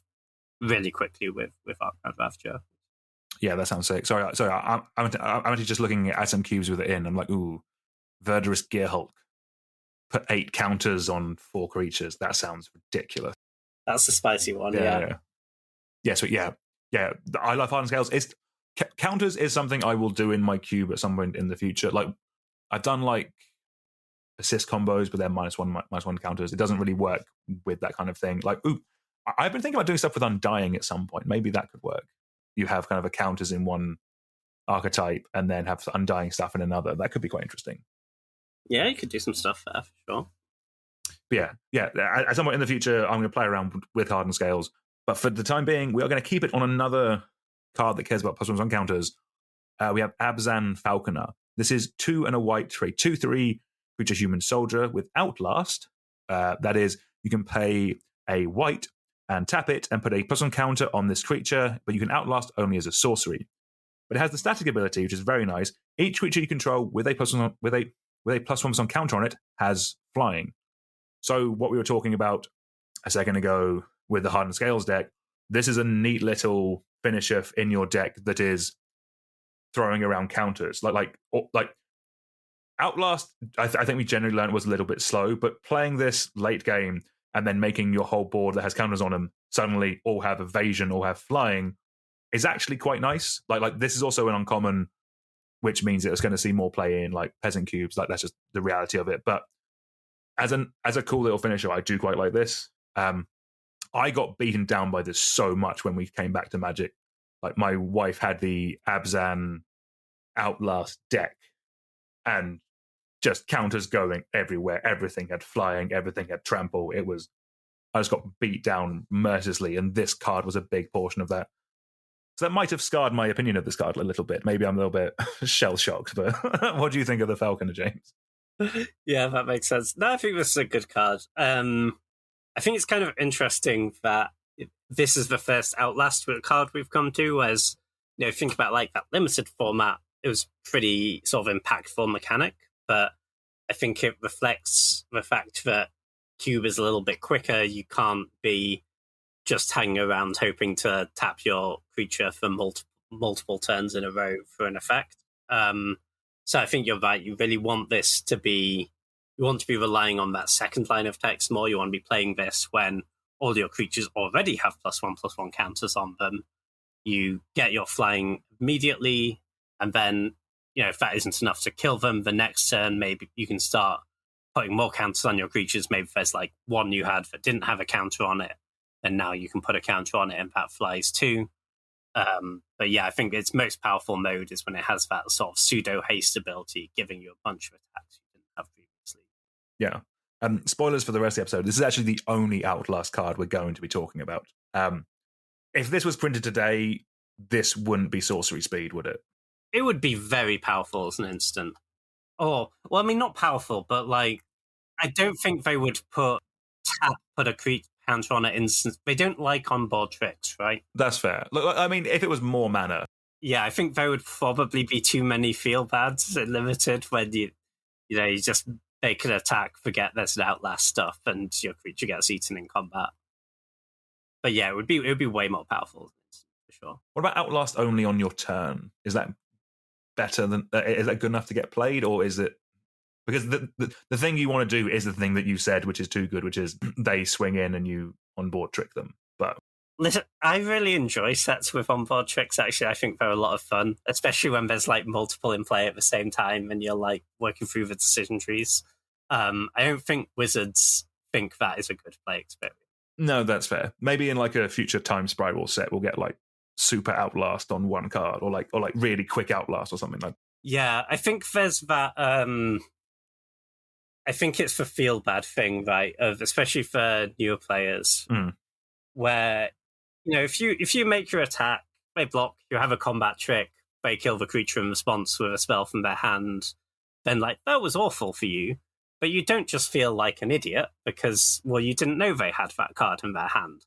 Whereas if you attack in, they just block and activate that Outlast and you put your creature in your graveyard, and that's very much like you just binned a creature for being an idiot, and you should feel that, And I think that's something they try to avoid. I mean, you could just put what's the little prompt on Arena? Like, are you sure you want to attack? Yeah. Are you sure you want to attack? A massive arrow comes in from above the play screen and points to Abzan Falconer. Yeah. And the untapped planes. Yeah. No, that's definitely fair. All right. I think next up, James, you have quite an iconic card from the set to talk about. Love this one. So next up, we have the biggest boy, Siege Rhino. This is a white, a black, and a green, so one and an Abzan, for a 4/5 creature Rhino. Has trample, and when Siege Rhino enters the battlefield, each opponent loses 3 life, and you gain 3 life. This card used to be like a modern staple, man. That's just kind of insane. Was it modern or was it just standard? I know no, it was good in modern. Really? People played it in modern, yeah. People would like birthing pod into this card, Ooh, okay. Actually, this might have actually been one of the reasons why they banned birthing pod. Actually, when they announced it, they mentioned specifically Siege Rhino, I think. Yeah, I think it was very much on that transition of, oh, look, we're a birthing pod deck, but instead of playing all terrible cards with minor combos, we're just playing all the good creatures. Yeah. The problem is, this isn't really a good creature anymore. I don't think it's kind of just got power crept out. If you're looking at the really powerful stuff, like compare this card to Shieldred, and it doesn't do well on the comparison. It's got trample. Not nothing, but... Yeah, but Shieldred has Death Touch. It just beats it in combat. But more importantly, it just keeps triggering, right? No, I know. With Siege Rhino, you can take your hit and then on the way in, then maybe you can block it or whatever. Whereas with Shieldred, it kind of feels like you can't kill them and you're going to die pretty quickly if there's a Shieldred in play. Yeah, that's actually a really good comparison, actually. And it's 1 color in opposed to 3 colors. I think obviously, firstly, cubes don't tend to have that many 3-color cards. No, and if they do, they're generally super impactful. Like, what are the 3-color cards that I'm running? Like Leovold, Aragorn, King of Gondor, 2 ultimatums, and then when you go to 4, you have like Omnath, Locust of Creation, and like Atraxa, Grand Unifier. So yeah, I do see that in terms of... Yeah, so cubes will often have a whole cycle of 2-color cards, right? But you generally won't see that with 3-color cards. So they have to be, as you say, very, very high impact cards to make it in. And I think, sadly, that is not what Siege Rhino is anymore. No, exactly. And it also doesn't really have like... It doesn't really go into like an archetype, like what archetype it... Like, I'm from memory, the standard deck and modern deck was just play 1 Siege Rhino, untap, play a 2nd Siege Rhino. That was kind of what the deck was trying to do. And from memory, it did pretty well. It actually did pretty well. I played a decent amount of that standard. For some reason, I was playing blue-black control instead of Siege Rhinos. But as far as I can remember, my opponents never just drew 1 Siege Rhino. That wasn't a thing. It was always like the 3rd Siege Rhino that killed you. It was actually towards the end of that format when they had the full like dual Shockland fetchland mana base, and it was all getting a bit silly with the 5 colors. There was an 8 Rhino deck, and it actually won some games. It actually won some tournaments, I think. Right. What's 5 to 8? Bring to Light. Oh God! Okay, for your Siege Rhinos. It was quite something. Wow. Yeah. Yeah, I don't think this is where we want to be anymore, sadly. It was everywhere. Yeah, when we got back into it. So yeah, I mentioned that my wife had the Outlast deck. We also opened a Siege Rhino in that box. So her deck was basically just the pre-con like intro deck, Abzan Outlast with a Siege Rhino. And that was very scary. Like putting some counters on this, it gets flying as well as 6-point life swing. Like, ooh. I'd be scared for flying Rhino. Was Magic better when Siege Rhino was like the peak, like the most powerful card? And now we're in a world with like Minsk and Boo and Shieldreds and stuff. It was certainly different. I don't know. I think if it was like a fairly new player playing Standard now who's got into the format, I think if you wanted to show how far Standard power creep has come, you'd be like, yeah, this was the best card in Standard 9 years ago, All right, let's move on to a card that does actually still... I think this card still see plays, actually. Next, we have Become Immense. This is 5 and a green for an instant with Delve. Target creature gets +6/+6 until end of turn. So this has to be one of the biggest combat tricks out there. Like, you don't often get combat tricks like in cube a lot of the time, like unless the cube is building around like combat matters and kind of all the removal is kind of based around like combat. You're trying to make like that element of the game cooler. But like most generic cubes don't have combat tricks.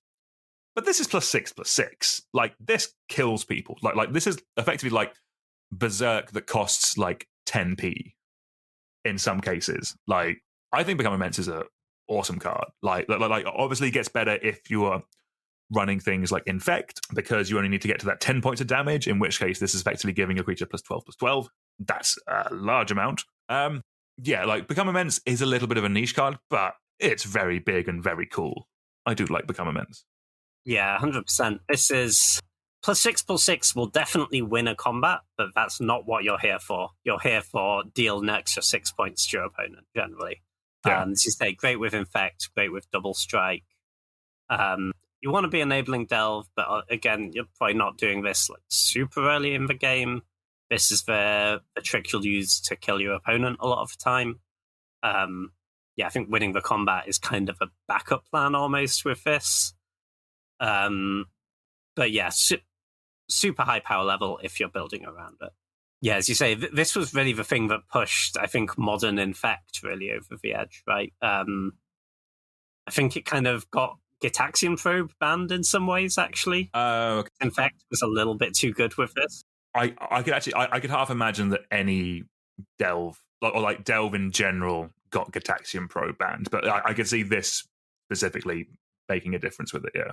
Because it actually kind of goes into that deck, because you can see if your opponent has the removal or has any way of dealing with your creature before you Alpha Strike or before you put in the resources to cast this. That does make sense.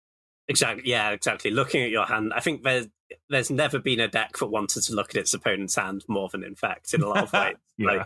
Like, oh no, you seem to not have a path to exile. I'm terribly sorry, but you're dead. Yeah. Cool.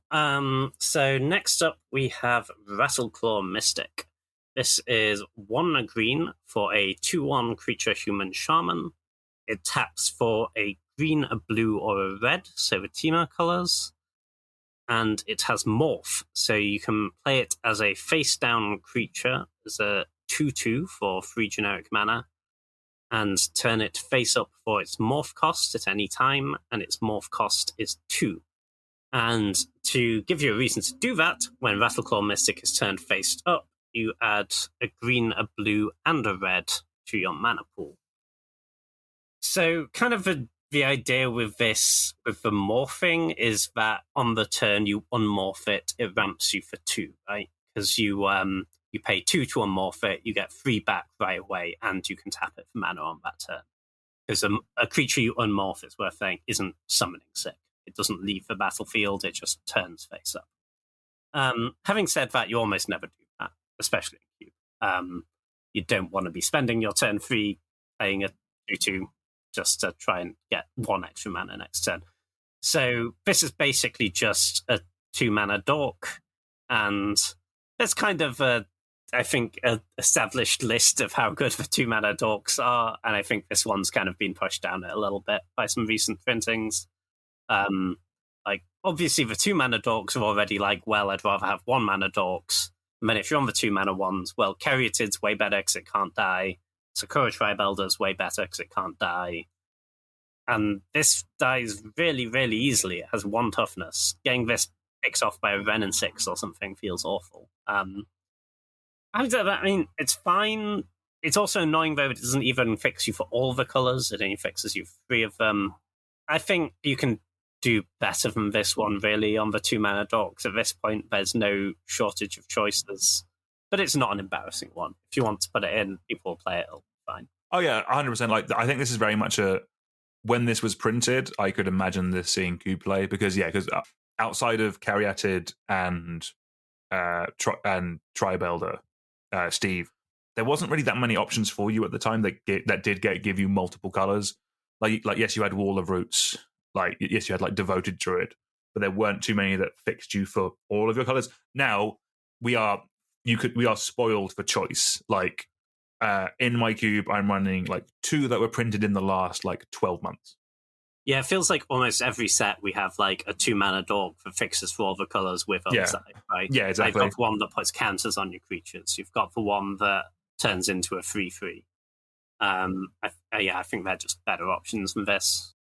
Oh yeah, 100%. The thing I would say is if your cube is supporting morphs, this is a very good morph. You're going to run it in your cube because it is a mana dork. Like that's why it gets in the cube. But just having a higher density of morphs is important, so that you can do the thing of like, well, what is this one? What is this one? You don't keep your opponent guessing in terms of what they are. Like in general, morphs are better in multiples.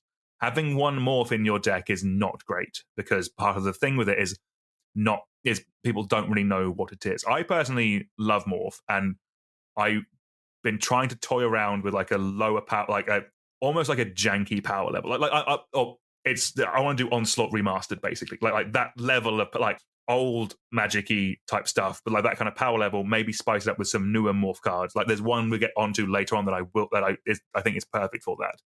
But just having this density of these morph cards is important if you are supporting morphs in any way in your cube. And if you are, I think you are running Rattleclaw Mystic, but that does have the caveat of you specifically want to have morphs in your cube, which I know is not for everyone. Yeah, 100%. That sounds cool, though. I mean, return some Death Mist Raptors. It sounds cool. Let's go. All right, moving on to another card that actually I remember this doing quite a lot of work in Standard at the time, actually. Next, we have Wingmate Rock. It is 3 white for a 3/4 creature bird with flying, and Raid, which is when it enters the battlefield. If you attack with a creature this turn, put another 3/4 white bird creature token with flying onto the battlefield. And then when it attacks, you gain 1 life for each attacking creature. I actually think this card is really good. Like 5 mana for 6/8 power and toughness with flying. That gains you a life when you attack with it. Like at the time, this, correct me if I'm wrong, James, but this was also in the deck with like Siege Rhino. You had this as well. It was another good solid win condition because 6/8 flying is a lot of stats for 5 mana. Like I'm looking at some of my 5s now, and okay, Solitude is better. Arcane Thune. Yeah, tell me which 5s you're actually cutting for this. Triumph of St. Catherine, maybe. Like if you were just beating down in your white section, you're not doing anything splashy. You're just beating down with stats. Or maybe doing flying, actually. Like blue-white flyers is a archetype that more budget cubes will have. And I actually think in that specifically, Wingmate Rock is probably one of the best for that. I really like Wingmate Rock. I have a lot of fun memories of this card. Yeah, I could see it in blue-white flyers. I think it is just the thing of like, yes, if you want like a big creature at the top of your curve, this is a lot of creature, but there are just a lot of really powerful options once you factor in like planeswalkers and initiative creatures and monarchy creatures. And even if you're below that power level, I think like 5 mana Gideon, for example, is often better than this card. Because it is, unless you're like specifically in the Flyers deck, it is also the thing of it doesn't always do that, right? If you don't have a good attack, this is kind of just a 5 mana 3/4 flyer, and that's pretty weak. It means it doesn't pull you back from behind that effectively. It doesn't like help you recover after a wrath that well. Because if you don't have that creature to attack with on turn before the turn you cast it, it's pretty medium. But it's a fine card. Like never a terrible inclusion. But for example, if I compare this to like the Guardian Scale Lord, one that returns creatures or returns non-land permanents with backup, I think that's a lot more powerful than Wingmate Rock. No, that's fair. Yes, I guess. Yeah. This next card that you're going to take, James, this is a very unique effect that if you can pull off, I think it's very, very strong. Do you want to talk about our next card? Yeah, this is a really cool one. So this is Jeskai Ascendancy. It is a blue, a red, and a white, so 3 mana for an enchantment. Whenever you cast a non-creature spell, creatures you control get +1/+1 till end of turn, and you untap those creatures. Also, when you cast a non-creature spell, you may draw a card. If you do, discard a card. So the idea here is you generally don't want to be playing this just to buff a couple of creatures and loot twice. You want to be combining this with creatures that tap mana. So you then get an untap each time you cast a non-creature spell, and that can get you, and you're looting, so you get to keep going on that. Your creatures get very, very big. You cast a lot of spells. You can do some cool combo stuff. Having said that, obviously, to have the creatures that tap for mana, you then also have to be in green, which makes a Jeskai colored 3-drop pretty challenging on the old mana base. And you need your dorks to live. Kind of the best one with this, I think, is specifically Sylvan Caryatid, because it taps for any color and they can't kill it. Yeah, I think in Cube, this is like a pretty ambitious one. I've not seen it work too often, but I kind of want to see it work. I think there's also a pretty cool combo with Life Death, which is in quite a lot of cubes, because it's just a decent reanimation spell. But if you cast for life half of that with a Jeskai Ascendancy in play, now all your lands are creatures, you can tap them all for mana, and you get all your mana back every time you cast a spell. That's incredible. But again, pretty ambitious, I think, with this one. What if I told you if I put this in my cube, there would already be 2 infinite combos? Go on. So both of them involve Emry, Lurker of the Log. Oh, yeah, that's a good one. It's the one that effectively we're playing it for so we're running it for the ability of Emry, which is choose target artifact in your graveyard. You may cast this card this turn. So you combine it with like Lotus Petal or like a Bauble. You effectively you infinitely go through your deck infinite life, I think, actually. So Lotus Petal is definitely infinite life, I think. Because it is also you may draw a card, so you can stop yourself before you deck yourself, which is nice. So so that with Lotus Petal is infinite mana. That with infinite that with Mishra's Bauble is at least infinitely large creature. Yeah. It's spicy. You have a very large enemy. People who enjoy janky Pioneer combo decks will be familiar with this one. You can also combine it with, in that format, you combine it with Mox Amber. Okay, yes. Because you return it with every legend, keep the untapped one, legend rule away the other one, every untaps. You keep getting them back. You have infinite mana that way. You can also do some stuff with like untapping Rona with this. Is kind of cool. You can do Retraction Helix is nice as well. That's a cool one. I do like Retraction Helix. So you get to tap to bounce something. So with any 0, that kind of goes infinite. But yeah, as I say, it's still. I think these are all things that work a lot better in Constructed because you just have redundancy. But I think it's a really spicy one. I think it's. If you put it in the cube, I would try. Put it that way. Sick. Okay. I wouldn't be confident, but I would try. Challenge accepted, James. I will challenge myself to wreck one of your drafts. It's easily done. Listen. All right. If you want to find a way for me to wreck a draft, it's this card. Next, we have Villainous Wealth. I will do everything possible in any environment to make this work. It is X, black, blue. It is X, black, green, and a blue. God's perfect mana symbols there. For a sorcery, target opponent exiles the top X cards of his or her library. You may cast any number of non-land cards with converted mana cost X or less from among them without paying their mana costs.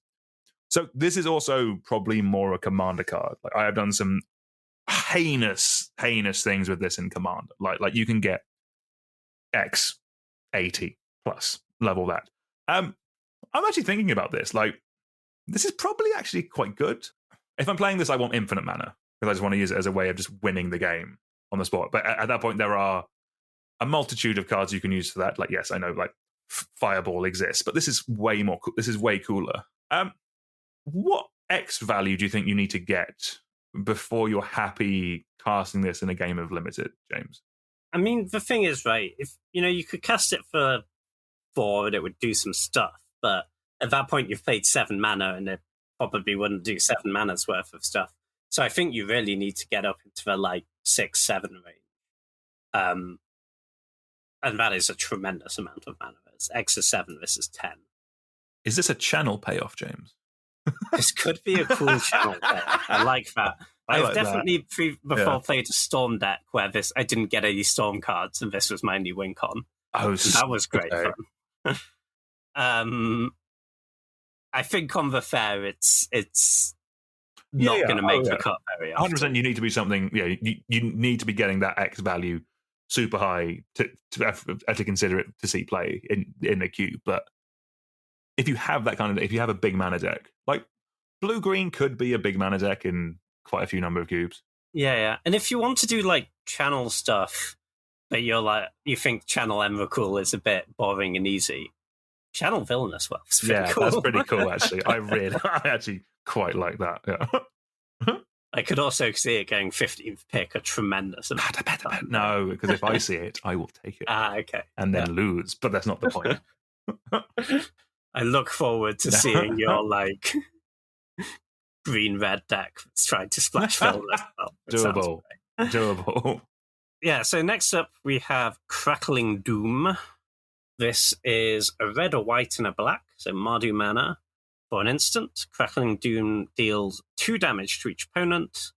Each opponent sacrifices a creature with the greatest power amongst creatures he or she controls. This does a lot for 3 mana. I think it's kind of just a victim of its mana cost, because that effect is very good. It's obviously, it's not universally true, but very often the thing with the highest power is the thing you'd want to kill anyway. Yeah. Getting that extra 2 damage is really nice. It also sort of gets around indestructible and hexproof things, which is pretty cool. You can Crackling Doom away their merit lane. It's very good. Having said that, I think what we were saying earlier about 3-color cards have to be sort of splashy and impactful to actually make it into cubes. And I don't think people are going to include this very much. I think, mostly people will include some removal spells in black, some removal spells in white, and some removal spells in red. And they don't really need a Mardu one. No? Oh no, 100%. I'd agree with that.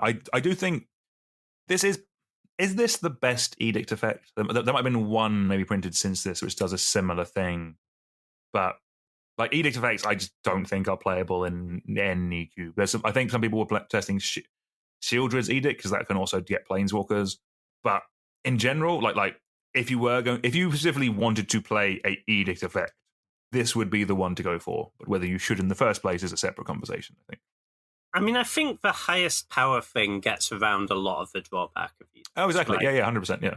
Yeah, you're not sad about killing the Elvish Mystic instead of requesting beast. It just kills requesting beast. I think you can like view this as like just a good removal spell, but it's like a hard to cast removal spell that's not exceptionally efficient. Exactly, but yeah, so like the general makeup of most cubes, like your the more traditional cubes are 2 colors most of the time, and you can have you can support a 3 or 4 color deck in there. But like we probably are already at a point where you could just make a 3 color cube exist. Where I mean, actually, on Arena, isn't there? There's the chromatic cube. Yeah, where people get splashy with the colors. Like in an environment where kind of where there is a plethora of 3 color cards, I could see this getting in there because this does like a lot of other 3 color cards are very big and very stupid. Actually, like does this kill Progenitus? Yeah, it kills Progenitus. Love that. Yeah. Yeah, so maybe in like a very multicolored cube, Crackling Doom could be it. But yeah, I do agree. Yeah, just in a regular cube where you're casting this with like dual lands and fetches, you are struggling a little bit.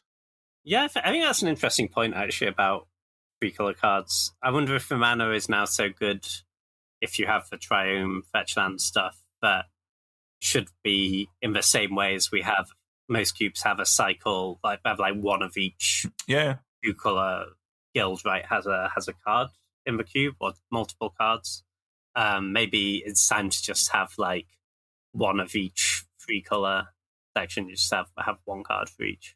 Yeah, it's definitely something I've thought about in the past. Like beforehand, I was kind of hesitant to run 3 color cards, like unless there were ones that you were kind of like cheating into play. So like Atraxa, you're not really hard casting that a lot of the time. Like, is it like Sphinx of the Steelwind is a big 3 color card that a lot of cubes were seeing play.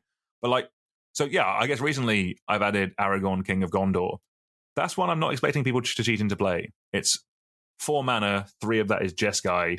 I'm expecting people to cast that, and I think that might be a decent test because like if that card sees play and people are casting it, then that shows that there is an appetite for these powerful 3 color cards because like splashing is so free at a minimum nowadays. Yeah, no, that makes loads of sense. We're sticking with 3 colors and we're sticking with Mardu, but this is a really cool card.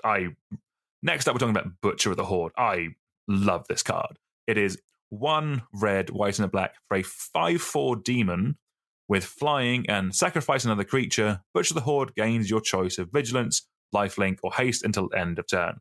I guess moving on with that conversation of like, if you can support 3 colors in your cube and you're looking for a signpost card for those 3 colors, I mean, Mardu is quite aristocratic a lot of the time. Butcher of the Horde really does scream, feed me some little tokens, I'm going to go to town on your opponent's life total. Yeah, if you can give this, I mean, play this on turn 4, give it haste at least, maybe give it vigilance as well, just keeps bundling in. I love Butcher of the Horde. I think this card is, I spent so much time when this card came out trying to get this as well. I think Butcher of the Horde might have actually been in the first version of my cube. Oh, really? That's cool. I think it was definitely in early versions when I had aristocrats in Mardu. If I'm honest, I think Siege Rhino was in the very first version, but that's a separate conversation. But yeah, I'm pretty sure I had Butcher in very early on. That's cool. Yeah, I kind of think this card should maybe be played a bit more. Like, not for your cube, the power level it's at now, but at a little bit of a lower power level. I think if you're running aristocrats, this card's a house. Yeah. And you have so much modality as well. Like, sure, you're not going to use, like, the vigilance mode or the lifelink mode that often, but when you do, it'll be really impactful, right? Like, imagine you're playing against mono red and you just play like a 5/4 lifelink haste on it. Just dead. Yeah. Yeah, I think this card's really strong. And it does so much for 4 mana. Like, if you just showed me this card, I would expect it to cost like 5 mana, you know? Yeah. Yeah, the fact it has flying all the time as well, like 4 mana 5/4 flyer is just like already really scary. No, exactly. And the thing is, I remember everyone. We have been going down these in terms of order that they're played in. Like we're kind of getting into some of the 3-color cool cards that kind of I guess previously these weren't able to see as much play because they were harder to cast, whereas nowadays this seems actually very castable. Yeah, 100%, and it's in exactly the right colors, right? Like Yeah, Mardu is often doing an aristocracy thing, and it's not like Crackling Doom where it's like you're playing this thing that's quite hard to cast and you're kind of just getting a removal spell, even if it's quite a good removal spell. This is really leaning into a thing that 3-color is often trying to do. So I think this is a cool one. Yeah. Yeah, and it's also like it is very much a reward for the person doing the aristocrats deck. Exactly. It's like, good, here you go beat someone up. Let's go. Right, yeah, we're keeping it with 3 colors with our next card. What do you think of this one, James? Yeah, so next up we have Mantis Rider. This is a blue, a red, and a white for a 3/3 creature human monk. It has flying and vigilance and haste. Yeah, this card kills people. I always look at the artwork on this card, and I really feel like the human isn't doing the work. No, not in the I feel slightest. like this should be an insect, you know? That guy's just a passenger. It's the giant insect that is killing you here. Yeah, no, this is a good card, though. This, if you can cast it, and that's a big if, because it has the tension, right, of it is a 3-color card that wants to go in an aggressive deck, and it wants you to be able to cast it on turn 3, and that can be kind of tough. But I think if you can do that, I think this card does reward you. 3/3 flying vigilance haste is quite a lot for 2 mana. But I can certainly see why it doesn't see like play in a lot of cubes. I could guess if you're doing like a human tribal thing that goes into a few colors, maybe that's the place for it. No, yeah, I really like Mantis Rider, but if you're supporting like a multicolored humans deck, I think that could be quite cool. There's definitely something for that. Yeah, using cards like Ancient Ziggurat or like Unclaimed Territory or Secluded Courtyard. I mean, I guess there's also like Cavern of Souls. That's a pretty good card that rewards you for playing a tribal deck. And yeah, if you're doing that, then you can run like these multicolored humans.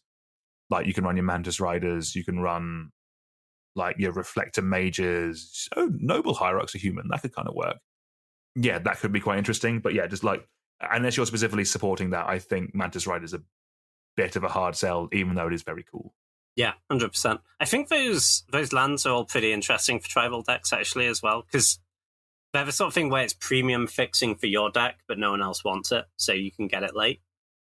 Whereas your fetch lands, it's a bit awkward, right? Because you don't want to have to take fetch lands or whatever super high when you're trying to draft an aggressive deck. But your unclaimed territories and whatnot should just be able to wheel, and they'll be great fixing for you. And that's quite interesting. Yeah, I've been trying to muck around with the 5-color deck for a while. Maybe it is just because I'm looking at some of these cards, like stuff like Lavinia could go in some decks. There's like Jarina, Dawn's General could go in some decks. It like mucks around with the graveyard and then gives you humans hexproof and indestructible if you sack it. Like there could be something here. If I'm honest, I think possibly the biggest issue with this whole build is that Aether Vial doesn't work in cube. Yeah, it really doesn't. It's a shame because it's a cool card. The full review of Aether Vial will be coming in a few weeks when we do whatever set that was from. Maybe. All right, let's move on to our next card. Let's talk about Crater's Claws. This is X and a red for a sorcery. Crater's Claws deals X damage to any target. It's been errated a little bit. It also has Ferocious. Deals X damage plus 2 damage instead if you control a creature with power 4 or greater. So these kind of X removal spells have been around for literally ever. Going all the way back to Alpha, you have your Fireball, that kind of stuff. The fact that like those ones have generally only seen cube play when you're putting a lot of mana into it to take out an opponent's creature. The fact that this has the Ferocious plus if you control a creature with power 4 or greater means that it can actually be a decent removal spell by itself. Like base level, if you have a creature with power 4 or greater, this is 1 red for like a shock at sorcery speed. That's not a bad backup plan. Like you can actually use your fireball as like more reliable removal if you're in that kind of like big, stompy, like cruel creature kind of deck, that kind of thing. Like yeah, or like a big red deck. If you have this in dragons or this in like just some beef, basically. Yeah, I think it's a cool card. It's probably X and a red spells that throw damage around are also in a lot of sets nowadays. Like that could be one for the future in terms of like what's everyone's favorite fireball. But what do you think of Crater Claws, James? Yeah, I could see it having a bit of extra utility with the ferocious stuff in a monsters deck. I think it's still not going to be either the removal spell you want or the top end you want often in those decks, because yes, it can be a 1 mana remove shock later in the game, but it's not a 1 mana shock on turn 1, which is when you want a 1 mana shock, right? But if you have like another reason to want a fireball in your cube, like trying to combine channel and fireball is actually kind of cool, because you need to be on a higher life total than your opponent or fill that up with more mana. Actually, the origin of that is why we have channel fireball, the website and whatnot. Yes. Yeah, if you have like another reason to put a fireball in the cube, then this maybe has a bit of extra utility. Although it's kind of fighting against Banefire as the competition, which is like a fireball that gets uncounterable if it's that is quite big. The uncounterable, just having that peace of mind. Exactly. Like specifically on Banefire, when I stopped playing Magic as a kid, I kind of stopped playing because people kept on countering my stuff. I just wanted to ramp into big green monsters. People kept on countering my stuff, so I spent the entire time I was away being like, okay, how can I beat them? So I did not learn anything. I just like, okay, I'm just going to replace the big green monsters with Banefire because they can't counter the Banefire. Got him. Let's go. It won a couple of games, and then I learned how to play Magic properly. I learned about the second main phase, James. Well, advanced level play. Love that. I remember Team CFB at one point did. Remember they used to do the old vintage Super League thing? Yeah. And they brought a deck that was combining channel and DLX damage, and they brought Fireball instead of all the strictly better ones, so that they could bring channel Fireball for deck. Yes, very good. Nice. You can build a very solid version of channel Fireball for less than £10. Wait, isn't channel expensive? No, because it's banned in everything. Yeah, that's true. Oh, yeah, it's banned in Commander, isn't it? Yeah. Yeah, I found this out when I was doing my video. Yeah, banned in Commander, restricted in Vintage, can't be played in anything else. I mean, that makes sense. I would not want to play against a channel deck in Commander. Like, I think specifically like the 4th edition ones or something like that. Oh, yeah, they're like $4. Yeah. I know. So one of them... Yeah, the 4th edition ones are like 20 cents, like 16p. Something like nice. That. Like, yeah, you can generally build a very powerful, like, for anyone listening out there who does like kitchen table Magic with their friends, welcome, firstly. Secondly, yeah, Channel Fireball you can put together for less than a tenner. It's very strong. That sounds great. You run the gain lands from this set as well, actually, as a way of boosting up your life total. It's pretty good. Pretty good. Yeah, if you have Channel, the gain lands basically create 2 mana. Exactly. Yeah. Okay. Next up, we have Savage Knuckleblade. This is a green, a blue, and a red. So it's the teamer part of the cycle. For a 4/4 creature ogre warrior. Has 3 activated abilities. For 2 and a green, you can have Savage Knuckleblade gain +2/+2 until end of turn. Activate only once each turn. For 2 and a blue, you can return Savage Knuckleblade to its owner's hand. And for a red, you can give it haste until end of turn. This does a lot for 3 mana, but I think, again, it's kind of in the Mantis Rider space where it's kind of an aggressive monster-y type card, right? And it's really asking you to cast it early. But I guess the mana sink ability does mean it scales a bit better into the late game, and the fact that it's green means that green decks tend to be better at fixing their mana. Like, Hierarch into this is a doable thing, right? Yeah, or like even like, yeah, if you could turn to this, if you're in like a green-blue deck, you kind of play birds on 1, you play island on 2. Or on turn 3, maybe you can play it and give it haste. It's pretty strong.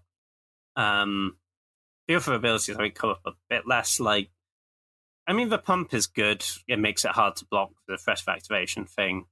Returning it to its owner's hands sounds like it would be great to beat removal and whatnot, but in reality, you just don't pass with your mana up that much in your Teamer monsters deck, so it can be a bit hard to use. But certainly a fine card. I think I can see why it doesn't make it into a ton of. I think I remember this is a card that there was a lot of talk about during spoilers of oh my god, it's a 3-mana 4/4 with all these abilities. Look at how good it is. And then they spoiled Siege Rhino. I was like, well, who cares about that? Siege Rhino, very good at blocking a Savage Knuckleblade. Sure is. Yeah, I think sort of before people played that, even people were maybe more excited about Knuckleblade than Siege Rhino. But yeah, I think the specific stats matchup did hurt her. And there's a lot of, I spend my whole turn activating my Savage Knuckleblade to try and beat Siege Rhino. I will kill your Savage Knuckleblade. Cool. Moving on. I've had people play this against me in Modern. Oh, really? The brief times I played Modern, yeah. Doesn't sound like they'd win very much, but each their own. Cool, right, let's take it away with our next card. Next we're talking about Ghostfire Blade. This is 1 generic for an artifact equipment.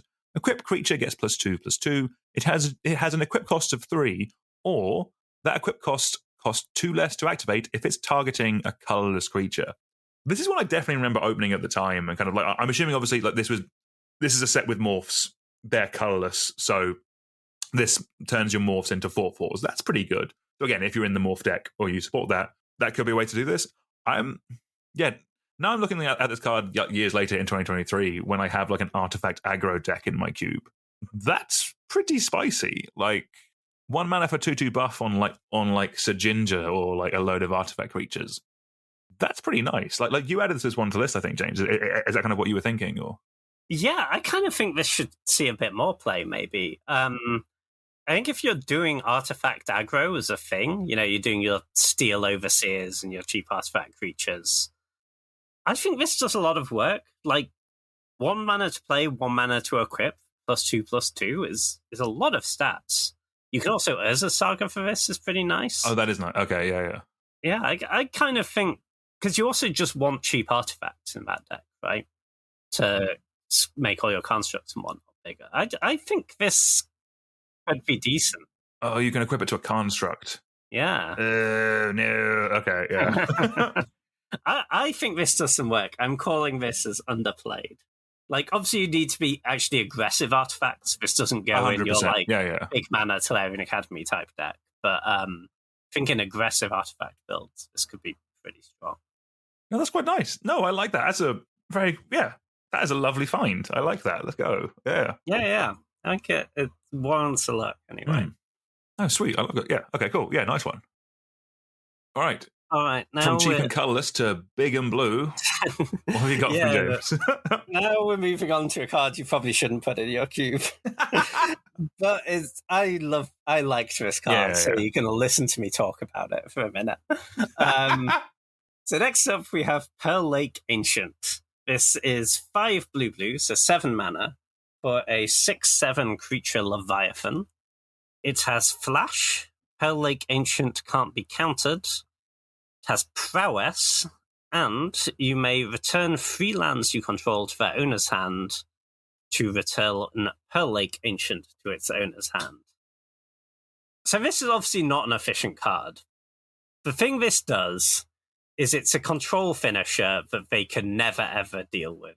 Yeah. If you're in the spot where you're I'm going to draw loads of cards, I'm going to have plenty of mana, I can deal with everything they're doing, I just want to put 1 card in my deck that's really reliably going to win me the game, this is your card.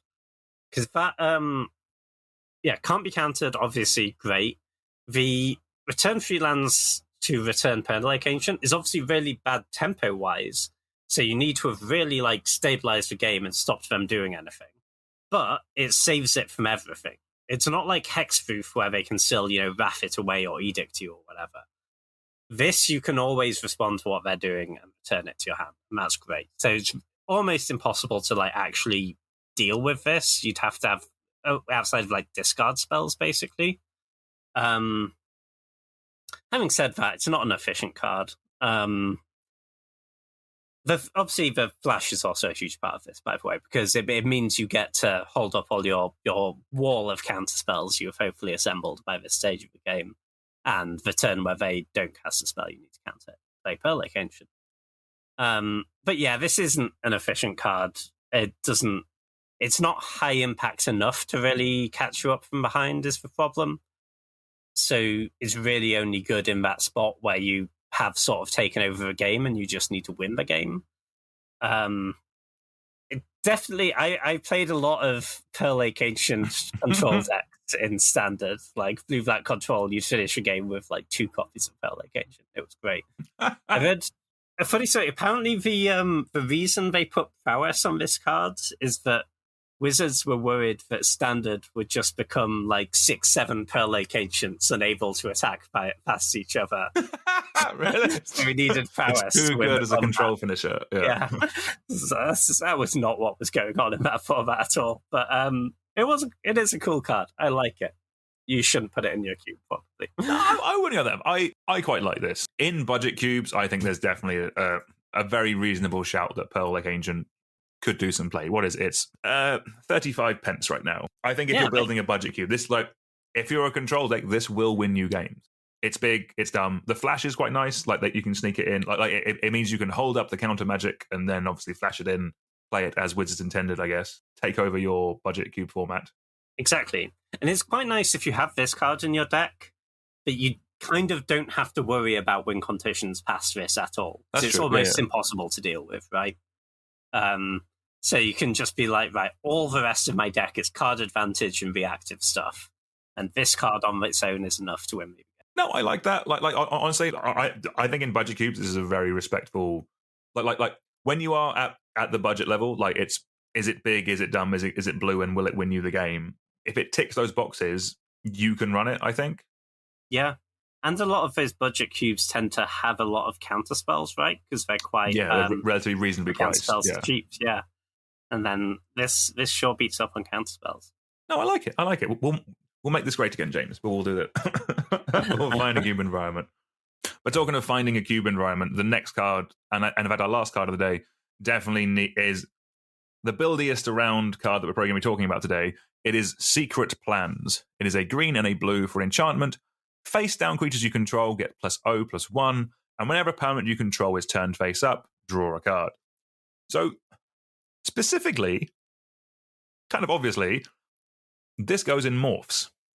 This is a very good signpost card for the morph decks. I'm assuming your cubers might get the hint if they see all the morphs running around.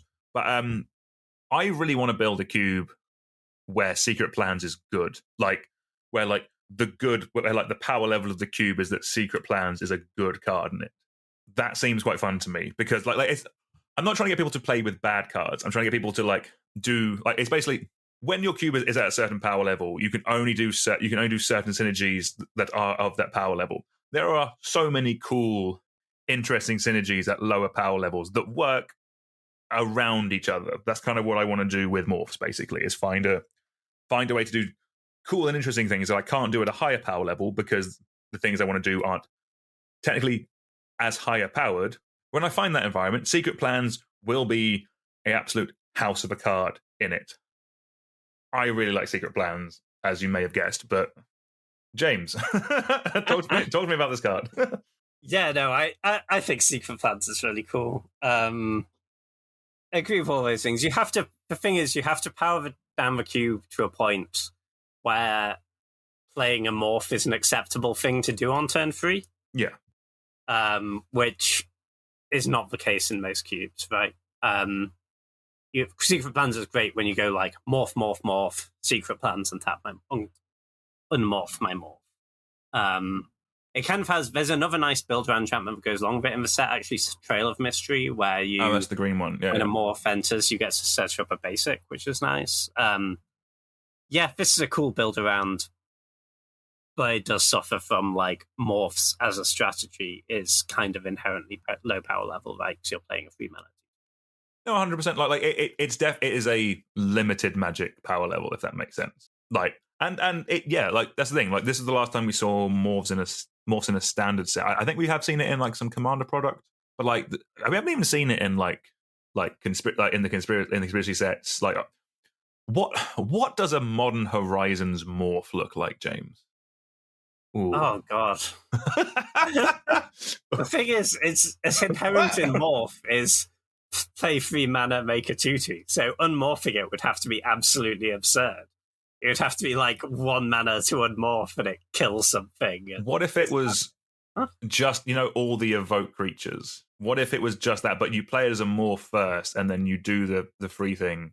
Oh, you pitch a spell to unmorph them. Yeah, and then it turns face up and you get the effect of one of those. Yeah. Like that could be powerful. Like you do have to invest 3 mana into it, but it could be anything. It could be Willbender. It could be Solitude 2. Yeah, no, that sounds cool. And we're going back to Tarkir in like 2025, I think. Oh, we are actually. So I'm kind of hoping for a return to morphs. That would be sick. Yes, bring the morphs back. Yeah, for sure. Then your secret plans would be good. All right, you heard it here first. Buy now. It's the only bit of financial advice we've ever given, and it's buy secret plans for when Khans of Tarkir 2 comes out in 2024. Let's go. I love that. Please note, this is not to be considered real financial advice. Yeah, don't listen to us. Do not listen to us on that. Right, so that rounds off our set revisit to Khans of Tarkir. I really enjoyed that. That was just a good little trip down memory lane. I think we both remember Khans of Tarkir quite fondly, and that was just good to have good to reminisce a little bit. Yeah, no, that was great. Enjoyed a bit of nostalgia. Let us know if there's other sets you think would be particularly great to review. Right, so we're going to move on to our final topic of the day now. What have we been playing? So, a couple of days ago, we met up and we did some cubing, James. How did you find it? How was your deck? How did you go? I mean, I was there, but please tell the other people who are listening how it happened. Yes, I'll give you this novel information, Daniel. Yeah, no, it was a lot of fun. So I drafted... So I was very excited about the new additions to Dan's Cube, like Dream Halls and Mizzix Mastery and whatnot. And I did some speculating on some stuff for that early.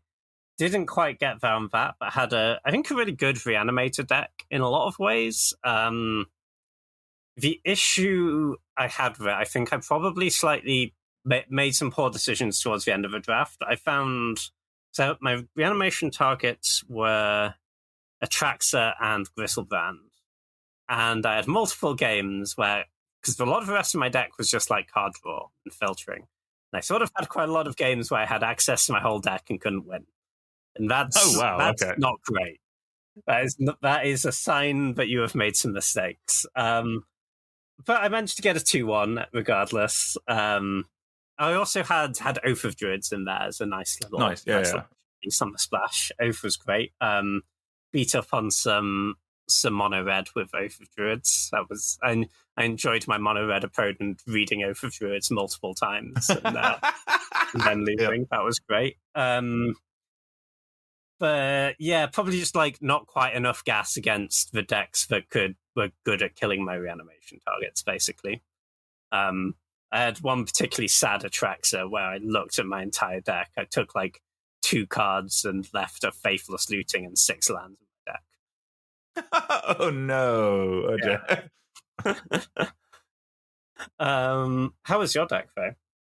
My deck was all right. So I went 1-2. I was kind of a white-black Death and Taxes, splashing red for 4th Aelingus because games have to end at some point.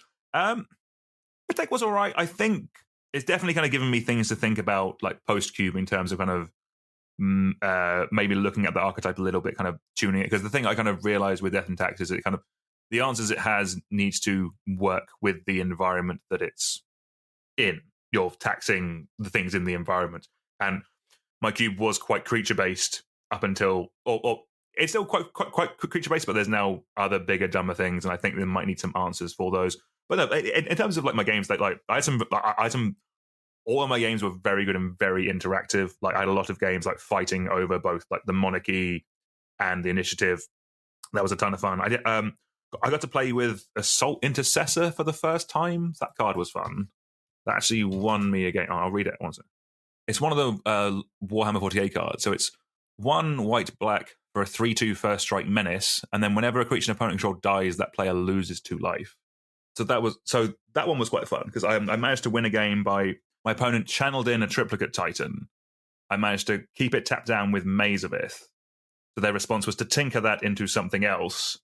I had Assault Intercessor in play, then played Lauren of the Third Path, the one that, when it comes into play, kills removes a artifact or enchantment.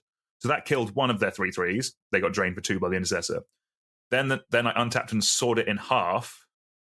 So I then removed 2 more of their things. I was like, well, I just die now, because they also spent a load of mana like channeling their thing away. So that was quite good fun. So Saw in Half has come back in again. That one was quite fun. I also had like Solitude in my deck, so that was something I was able to do at least once. Like Ephemerate that once and Saw in Half it again. Those are some kind of nice, cool interactions that were good fun. Yeah, that sounds great. Yeah, I do like those creature-y mirrors are really interesting. And those are the games where stuff like the Monarchy and the Initiative actually plays quite well, I think. I think it's like you don't want too much of it, because it doesn't play great in some of the other matchups. But in the like creature mirrors where you're trading it back and forth a lot, I think they can be quite yeah. My first round was against the mono red deck, and it's some of the most... There was so much thinking and so much like actual decision lines for the mono red versus the white black kind of semi-aggressive decks. Like, yeah, it was very fun. Yeah, and very good. Yeah, we have another cube coming up in a couple of weeks, so we'll report on that when it happens. See if one of us can bring the belt home where it belongs. Where it belongs, James. Absolutely. You'll see it hanging in the background. No, awesome. Well, yeah, I think that means... All right, and then with that, I think we're going to leave it there. James, thank you as always, man. Always a pleasure. No, that was a lot of fun. Thank you.